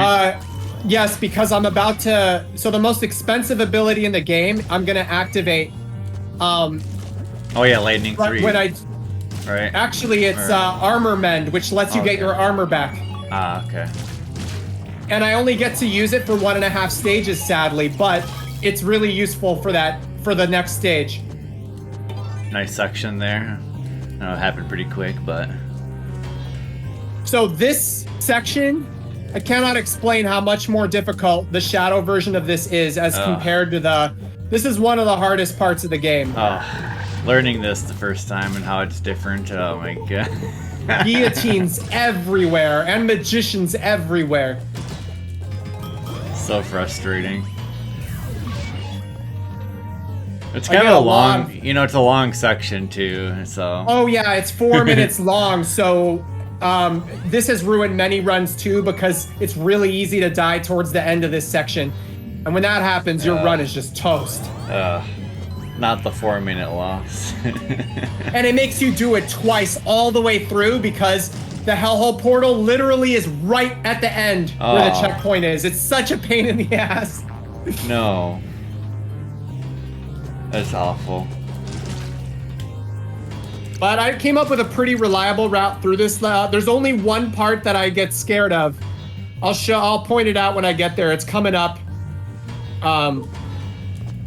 So everything here is like clockwork. Like what you've seen me do works every single time. So this is the part that's really challenging, is taking out, not this dude, but the very next magician that appears. You want to charge for the frog magic, but while not letting a burrito ghost get you. Or sorry, a bat get you, these bats that generate. Yeah. So here, this part right here, I got lucky that no bats spawned while I was charging. The thing is, when you're charging, you can't shoot. Yeah. So you just have to really pray there. That was stupid to take a hit, but luckily it doesn't matter because this is my first pass. I'm gonna retry anyway. As long as I make it to the end, I'm okay. Nice. That spell is so good. Oh, and I have this gold available on this pass. I forgot about that. I skipped the third chest so that I would have access to it. Very cool. So yeah, here I've gotten unlucky and had a weapon fall on my head that I didn't want, and then your run is ruined. So... Yeah. That's classic Makai Mora trolling right there. Exactly. Having spare weapon slots, though, does take care of that for the most part, but because this speedrun has use for all three of these weapons, I don't really get any leeway for that.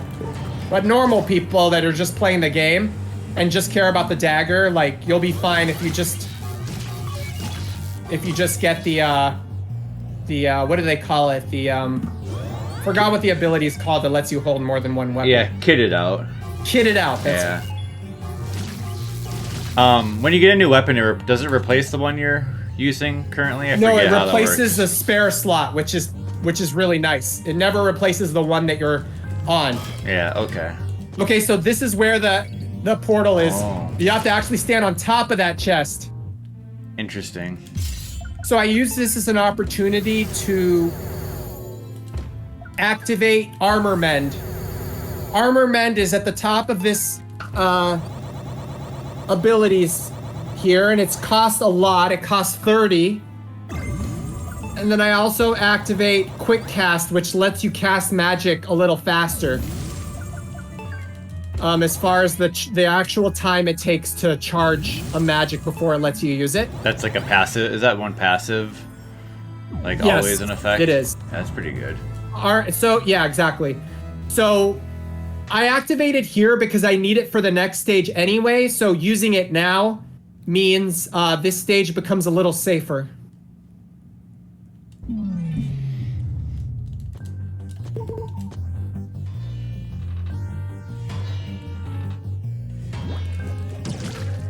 So what I do is after I take out this guy down here, which is easier with Frog. You can see, by the way, how fast magic goes when you hold the button down now. It's really fast. So here's where I use Armor Mend to get gold. Now, the thing about Armor Mend, in case you're wondering, does that make the game really easy now? The answer is no, because it forces you to have a 1 minute cooldown before you can use any other spells. Yeah. So because of that, you need to... you can only use it in certain points in the game where you know you're not going to need magic for the next full minute, which happens very rarely in the second loop. Yeah. Unless you know very well what you're doing, or if it's not a speed run, just find a safe spot to stand while your magic comes back, you know? Yeah. Sadly, I took a hit there, which sucks, but I will have an opportunity to get my magic back. Or sorry, my armor back. Yeah, the backups seem nicely generous enough, it seems, when you know them. So that's pretty cool. Yes, this is why the chest system is so important. Yeah. So here, I use Frog to take out this wizard and then get my armor back with Armor Mend. Now, there's a reason I'm doing that and not just using the next chest. The reason is because the next chest, I actually want to save it in case I take a hit in the hellhole. So that'll be a way that I can have gold on the boss guaranteed. Nice, nice. Very good. So what I do here is I jump over the trigger point right here. This triggers the next chest usually, but I jumped over it so I could save chest 3 for the end if I need it.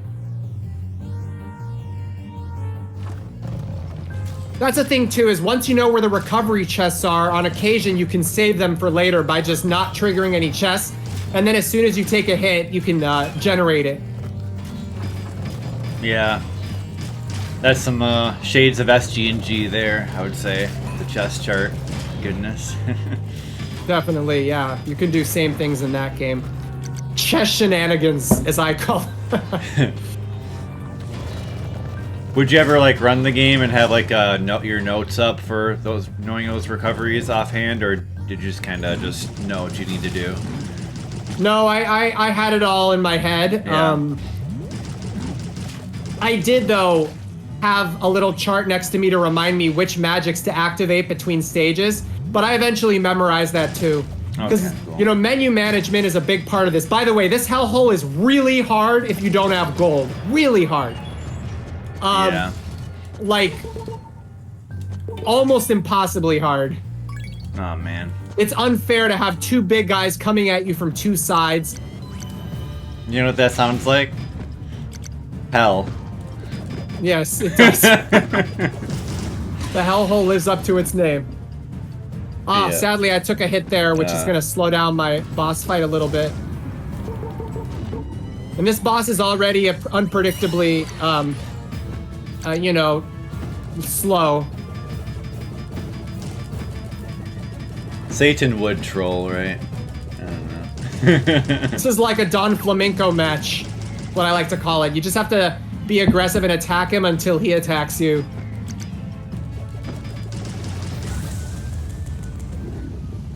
A valid comparison. For anyone that remembers Don Flamenco 2 from the original Punch-Out, you just have to keep attacking him until he feels like attacking you. Like blah blah blah. Yeah, exactly. And sometimes you have to make yourself dizzy and weaken just to get him to attack you. It's really annoying. Alright, well done on that level. Let's going on to 2 more to go. 2 more to go. Yeah, sick run so far.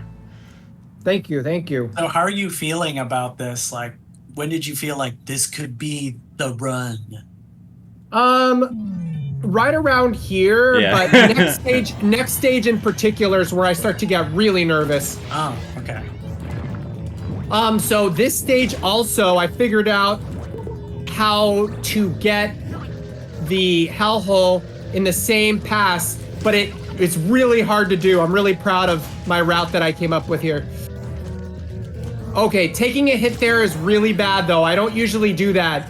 So it means I'm not gonna have gold for the hellhole. And that's bad. This is a bad hellhole without gold. Oh man.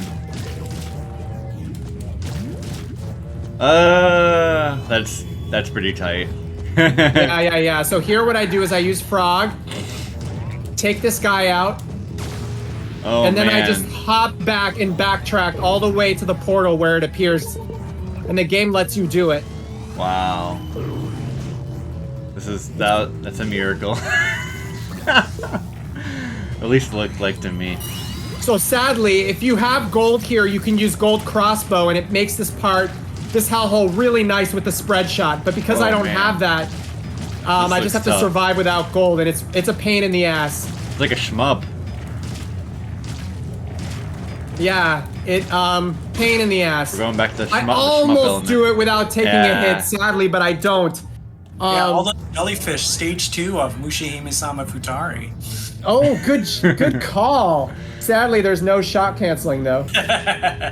If only. So 500. I actually, the armor bug would have been really nice for that hellhole. I tried to pull it off, but I didn't push start at the right time. The timing is really difficult to pull off for that one because you have a long distance to fall.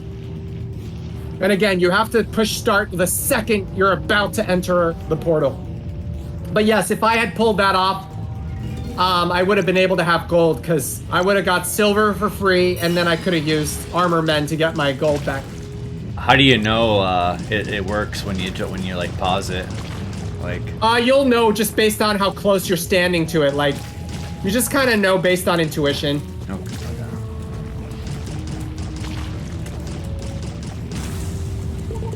Was that So one sadly, cycle? sadly, I had a time loss there because I didn't have gold. So my biggest time loss for this stage was this part, just taking a little bit longer to kill that mini boss. But I'm waiting for my armor men to come back. That's the reason I need armor men, by the way, is this stage. Oh, I forgot to mention it. We skipped it, but remember I mentioned there's only one demon orb in the entire game that you have to pick up from a chest, and I got it during that battle.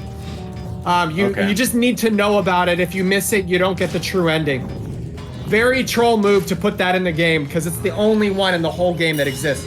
Wait, you just say it was in the hellhole, or where was it? Oh, no. It was right above that boss fight. You have to trigger a special chest. Oh, okay.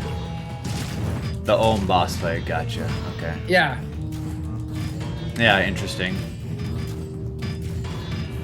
Also, triggering that, this is an obscure thing I figured out, but triggering that chest screws up the whole chest pattern. Oh, man. So that's why you need, there's like a bug in the game where it sort of triggers the following chest and all this weird stuff happens. Ooh, that's close. So basically that's why I have armor mend. That's the only reliable way to get gold back in this stage. This part kind of takes a while too, so I guess you have time to charge it up.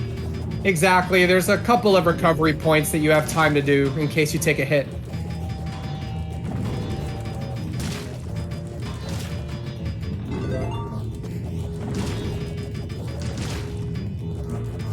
There is a chest right here that can be a recovery if you need it. But that's only going to be doable if you don't take a single hit earlier. So that's why I have armor mend. It really turns this into from a rare stage to beat to a reliable stage, you know?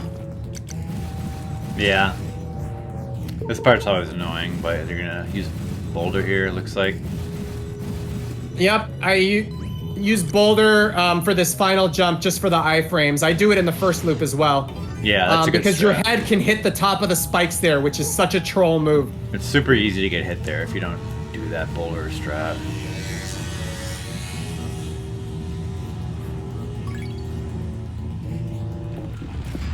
So this boss is a lot quicker than the first time because you can use doppelganger crossbow on him. So this becomes like a straight up cave game at this point.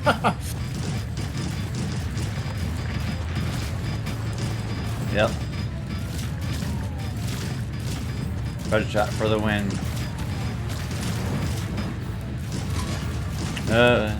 Sadly, I do take a hit there, but he's almost dead. I probably lost like 5 to 7 seconds on him for that unlucky pattern, but most of my time loss in that stage, I think, was from the Ohm fight. That's because you got the bad pattern on it? No, because I didn't have gold. Oh, okay, so you couldn't kill the hearts in time for the cycle? Yeah, exactly. Okay. So, it seems like I'm only 10 seconds behind my personal best right now, which is true, but my original run through had a really bad mistake on the last stage. So there's actually there's like a minute and a half I can save if this stage goes perfectly.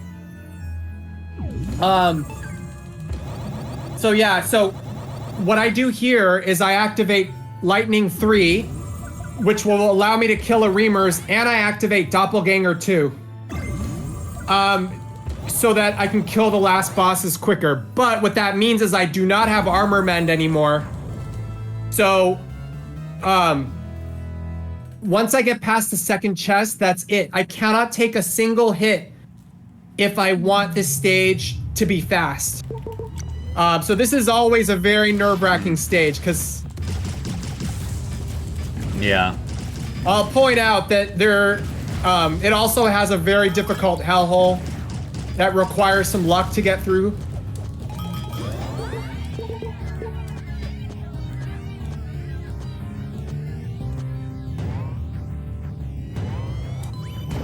So this is your first mandatory Reamer in the stage. But I use Lightning 3 on him instead of having to kill him. Yeah, those are Reamers. They're no joke. Yeah, since there's no checkpoints in this stage, you can't use any tricks. You gotta kill them. So the next chest will have gold, and then that's your last opportunity to have gold in this stage. Unless... So, the reason for that is that I'm going for the true ending, and the true ending requires you to miss the last chest. So, you have no opportunity for another gold recovery. So this is pretty slick. I use quickening to get up here quickly, and then crossbow allows you to kill destroy the log there. Okay, so this part's fun. You can actually run to the top without killing any of these guys by just running fast and using shield and praying. Nice. It's pretty cool. And I used quickening here to climb the ladder for the iframes. I was really proud of coming up with that because otherwise, if you take a single hit there, you're just boned. That was pretty slick. I'm waiting for Magic here to use Lightning 3 on the Aremer. And that's the last mandatory Aremer in the game.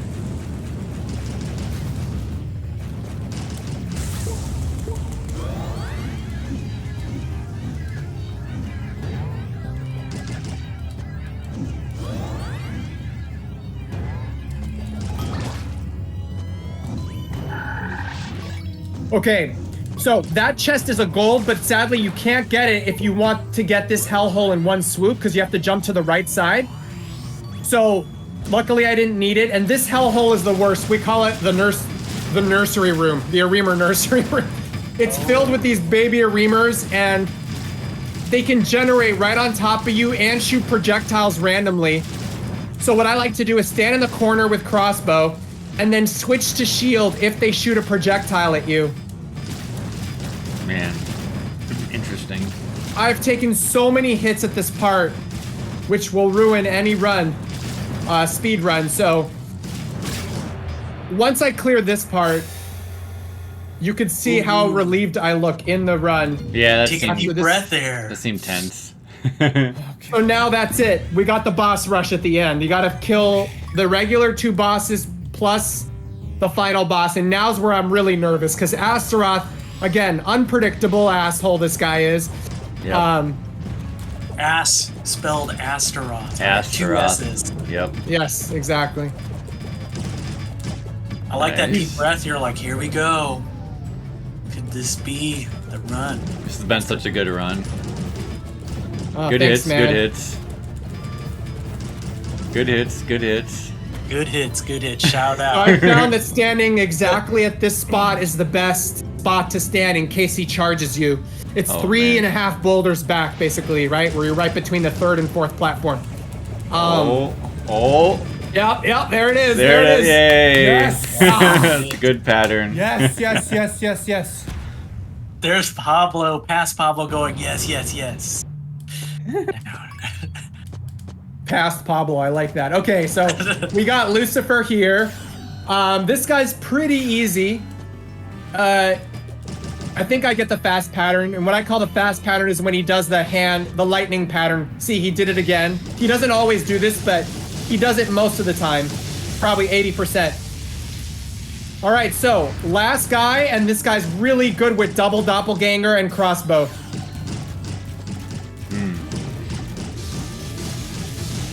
This is a special last boss that only appears if you've met all the hellhole conditions. Yep.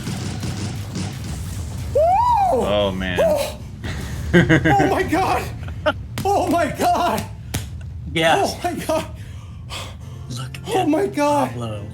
Oh my god! Past Pablo. Oh my god! Past Pablo's having a seizure right now. Yeah. How did that make you feel? Can you? I had tears in my eyes and I couldn't open my eyes for probably like a minute straight. Wow. Because I had a feeling this was it. I don't like. It's possible that I could get maybe up to maybe a minute faster than this if everything went perfectly, but due to the RNG in this game, that could take me another 500 tries. So I just didn't feel like going through that turmoil, you know? That was a really good run. Thank you, guys. Thanks, 500. Thank you all. Oh my god. You don't have to keep watching the run itself since it's just me saying, oh my god, over and over. No, we need to watch this a little bit more. Talk about it. You put your hand over your face.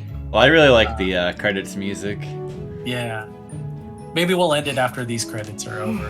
Whenever I got a new record, I forced myself to sit through the credits. It's kind of like my little relaxation treat of getting a hold of myself. There you go. What a GG. Thanks, Spectre. Thanks, Jump Lust. Yeah, thanks, 500. 500 points and Jump Lust were my two Probably the two people that saw me play the most runs in this game, as far as checking out my stream. So thanks for the support. Good stuff. Good stuff. I think you forgot to load the last chest chart, but that's okay. Oh, yeah. I didn't remember either. I was like getting absorbed into the run there. There it is. Oh, you do a little bow to the game. Oh, there you go. Maybe he was just, I don't know. Rubbing his. Yeah, there you go. Rub your face, rub your chest. There you go. Is that because your heart was beating so fast? Yeah. You guys, anybody who's done a super play of any kind, whether it's a one life clear or speed run, knows that if you are at a run, especially if you've been grinding for a new record, once you're about to get it, your heart feels like it's gonna pop out of your chest, and then it just gets worse and worse the closer you get, and it's quite the rush. It's quite the rush. Yeah, for such a long run too. Yeah. 500, I'm gonna take a break in case, 500's asking me when I'm gonna stream again or what plans for my next game is. I have no idea right now. I just need a break from playing anything seriously. You know, I have a lot of things in my life that I was ignoring in order to pull this off, because it's not easy to fit, you know, a run. Just to do one run of this took a couple of hours of my day, and I was doing that every single day for over the last year. So it's just nice to have that free time back and be able to focus on other things. Yeah, what a grind. But I will go back to playing stuff for sure. No idea what it'll be, but probably not a speed run. I'm not really normally a speed runner. It was just this game that I for some reason really felt like doing it. Well, it's like when you go fast too, it's like it does help with survival a lot. So it's like it's nice because you get that aspect of it. Certain things, yes. Other things, I'm taking chances I would never take if it weren't a speed run, like doing certain hellholes without gold just to save time. Yeah, I would never do that if speed wasn't involved, you know? Yeah. Frenetic, any plans to play this game ever? Yeah, maybe in the future. I do have Daimake Mora in that I played a run yesterday, so maybe I'll go through that run. Oh, nice. Hopefully, have you done any 1cc's of that game? No, but maybe with like the From Software series, which I had kind of loathed to get into many years ago and have been able to play recently. Hopefully, maybe something will click. Oh, here's the good ending, guys. Ooh, this is the one you only get by doing the true ending. Oh, did I think I cut away from it. Oh, you already cut away from the video. Oh, that's good. Maybe people can, like, you don't spoil people with the good ending. Because, oh man, this ending is so amazing. Oh my god, I can't believe that's happening. Maybe maybe it be better not to show it. Yeah, that's true, right? But good to know that there is a unique part. Dryalizer, the last boss is Hades. That's his actual name. So the 3 last bosses are Astaroth, Lucifer, and Hades. Which are really just, different versions of Satan in the lore? Which is really funny. I think every boss in this game are basically versions of Satan. Yeah, like Satan can take many forms. But apparently all the Satans are worker bees for the true Satan that is Hades, you know? Yeah, Hades was ultimate Ghosts and Goblins too, though, apparently. Oh yeah, wait, is he the true boss also in Ultimate? Yeah. He looked the same, yeah. So that's like maybe that one nod they have to Ultimate there, maybe? Because the boss fight actually is kind of similar to the one in Ultimate. I actually hadn't seen that true last boss until now. So the Astaroth battle in this game is totally unique, but then Lucifer battle is taken out of Ghouls and Ghosts, and then I guess the Hades battle is taken out of Ultimate. Yeah, it looked kind of similar with like how this set up. Cool.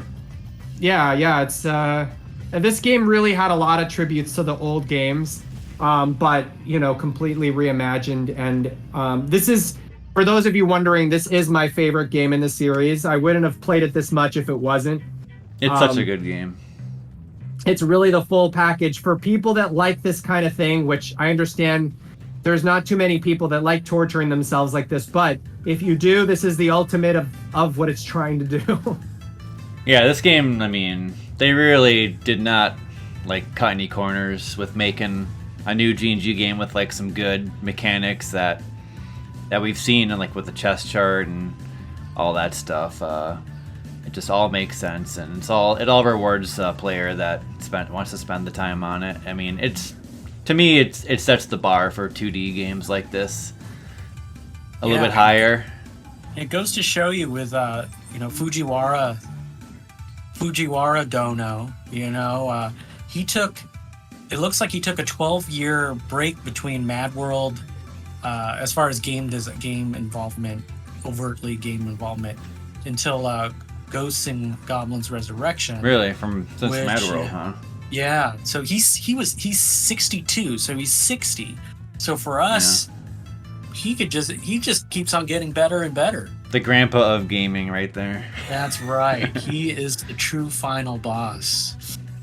Yeah, I'm actually really curious to know if Fujiwara himself has ever cleared any of these Ghosts and Goblin games that he's made. I'm guessing not, but you never know. I don't know. Yeah, I'm sure he's at least a little competent. I mean, come on. I think I remember he was featured and interviewed in Retro. What is it called? Game Center CX. They did an episode on the original Ghosts and Goblins, and and he was asked if he's ever cleared it, and I think he said no. Oh man. And that was the original game, so I don't know if he's actually cleared the later ones. Maybe he did that, because if he did, then he's just like, this is too easy, gotta make it harder. I really do look at these games as sort of the precursor to, FromSoft games and their difficulty. I've heard them compared a lot. When people talk about how, FromSoft games are like the new gen version of these games in that sense. But I understand the comparison. Yeah. Those games also punishingly hard, checkpoints far apart, and good deal of RNG, though I don't think as much RNG as this game. Yeah.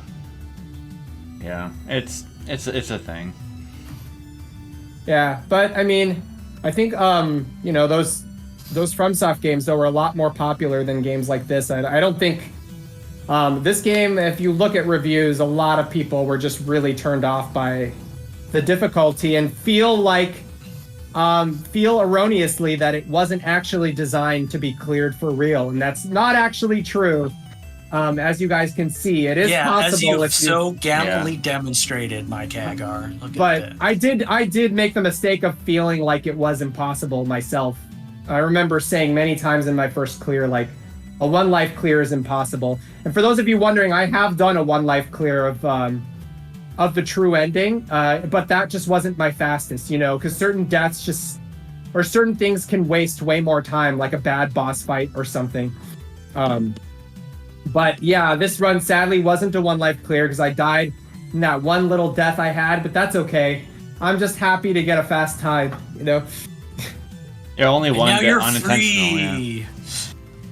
Yeah. Indeed. Oh man, yeah, that's a crazy journey. So yeah, congrats once again. Yeah, take your strength now. Yes, Mike thank Haggar. you. Does anyone have any other questions, or are we wrapping up here? Yeah, I guess we should time to wrap it up.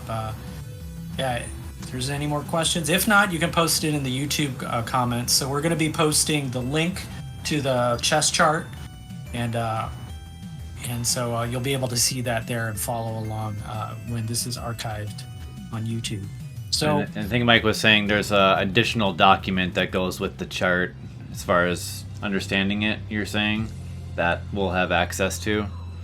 Yeah, it's all on that Google spreadsheet. The first tab, it just explains how the system works, and then the other tabs actually have the charts for each stage. So I tried to organize it pretty well.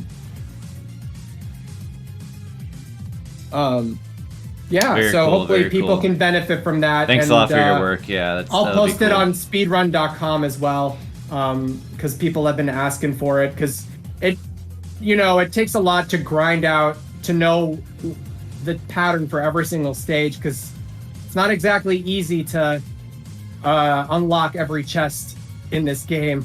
Yeah, I mean, yeah, this is a result of a lot of, information gathering and stuff, and that really does go a long way in these games. Yeah, and they're not played enough to have. Yeah. Sadly, they're not played enough to have these resources. I mean, we're over 2 years into this game being released, and nobody ever made a chest chart for it. So, and it's not like they tell you in the game either, necessarily. So, no, it's a thing you have to kind of just play and feel out while you're learning the game. Just start to feel out where the recoveries are. Imagine if there was like an in-game tutorial, like telling you, like pointing you to every little spot you gotta do, like things to trigger the hellhole, and it wouldn't be the same. In many ways, that's kind of the big similarity with FromSoft games, is that there are so many secrets in those games, and they don't really tell you where they are, and it kind of just spreads around through word of mouth online. That's it, right? Way to compare it to, yeah. That is an old school sentiment, I guess, in a lot of ways. Yeah, that's kind of the original Makaimura, right? Where people were standing around arcades, watching over people's shoulders and just spreading them strategies of how to clear. In the first game, probably the biggest hurdle are the Arimers. And by the way, it's worth mentioning that the Arimers in this game are harder than in any other game by far. So yeah, figuring out how to do them without having to actually fight them is really the way to go. Yeah. And I just think it's cool that, like, with this run you actually have the true ending being able to be attained, like in like a sitting that's not ridiculously long, and like the challenge is there if you want to actually be able to do that. But it's different than the older games because they're a bit shorter, and then the conditions for the true ending are always just have the certain weapon and that's it. So yeah, it's very odd that they had the shield weapon that only appears in the second loop for the most part. It almost feels like they were going to make that the secret weapon, but they decided that maybe they just at the last minute decided to make it so that you didn't need that weapon to clear the game. Yeah, because in this, you can get a good ending technically off the first loop, but it's not the true ending. But that's unlike the older games where it's like beating it one loop was not the ending per se. So extra secret, extra super secret. Yeah, that's funny. I wonder. I don't know. I don't know if I ever killed the true last boss with the shield. It would be really funny if doing that actually gives you an extra thing. If so, I don't think it does. But if so, that would be really funny if no one knew about it till now. That would be pretty nuts. Yeah, someone else will have to test it out. I could just load up one of my save files and just do a quick test, but yeah, maybe I'll do that just to rule it out. And I'll post online if some crazy miraculous new discovery comes out, but I doubt it. It would be funny though if it happened. Yeah, then I think Mad Soccer was mentioning too, it's a shame that the game doesn't have a physical release. It is kind of unfortunate just because it's a really good game. Yeah, I've been looking to see if limited run games even did something, but no, no one's ever sold this game physically, and I honestly don't even know how well the digital version sold. So I don't think it would sell enough to justify a physical printing, but I mean, I would buy it, that's for sure, but I don't know how many people would, I'm guessing the game did okay, because I think when it released, it had a lot of that, like it was like a really tough game, so like it got a lot of the buzz from like just the streamers and stuff that like do that type of thing. Yeah, I don't you know. could see a lot of videos from when it first came out of people suffering through the game, and those are pretty funny. I was surprised at how patient some of the new players to the series were. Like I remember I was watching like just some random people just they'd be on the first stage or whatever for just hours, and they'd just be like they wouldn't be too bothered.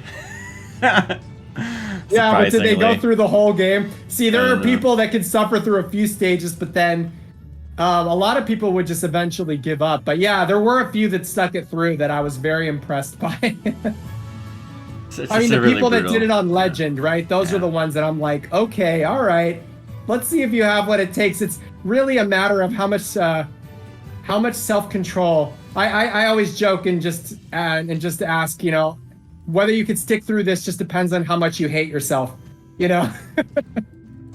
I remember being frustrated learning some of the levels, like the candle level and the auto scroller there with the dragons. I know it was quite annoying, and then of course the auto scroller with the bot with the teeth surrounding you.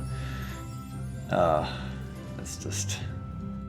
Oh, PJ. It says PJ played it for the first time and he just said F this.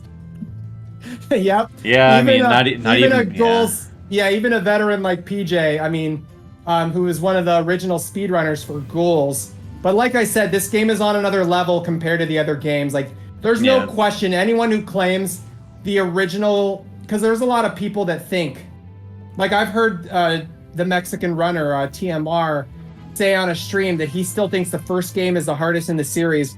But I just think he's mistaken. I mean, he's never actually learned the first game in the series. He claims it's too hard, but this game is way harder than the first game in the series. I think if he just watched a few videos to get the feel of the first game down, some tricks that are in there that are hard to discover, I think he would realize this game is way, way, way harder than any other game in the series. He probably could do that the first game. Maybe it's just such a leftover, like, oh my gosh, I mean, once you get good at it, the first game, you can beat each loop in under 10 minutes. And that took me 3 months to learn that game as opposed to 2 years to do this. So, I mean, the time speaks for itself, Yeah, the first GnG is really annoying if you don't have the proper knowledge on certain things, like despawning Arimers. That was quite helpful in stage 3 and whatnot, so. Yeah, and also just knowing how to deal with every Arimer has kind of a unique strategy in that game. Some of them you have to kill. Some of them you have to get a little lucky with how they spawn. You have to bait them. It's don't get me wrong, that's a tough game, but it's nowhere near this game's difficulty, Yeah, this game's pretty insane. But yeah, guys. All right. That was fun, guys, and this run will be posted. But thank you guys for watching live. Very fun to do this. Yeah, that was awesome. Yeah, congrats once again, and it was a really fun, what an accomplishment. Really great and entertaining run to watch, and I think it'll be educational as well when people check it out. And yeah, I'm really I'm happy. all about education, everybody. Yeah. I hear that. Second that as well. All right, everybody. Thank you for watching. Yep. All right. This is SGG Weekly, aka the guys of Awesome Game Replays. We're out 10 years. What a long, strange trip it's been. Happy birthday. Something like that. Thank you. All right. Bye-bye, everybody. Bye, all. Bye-bye.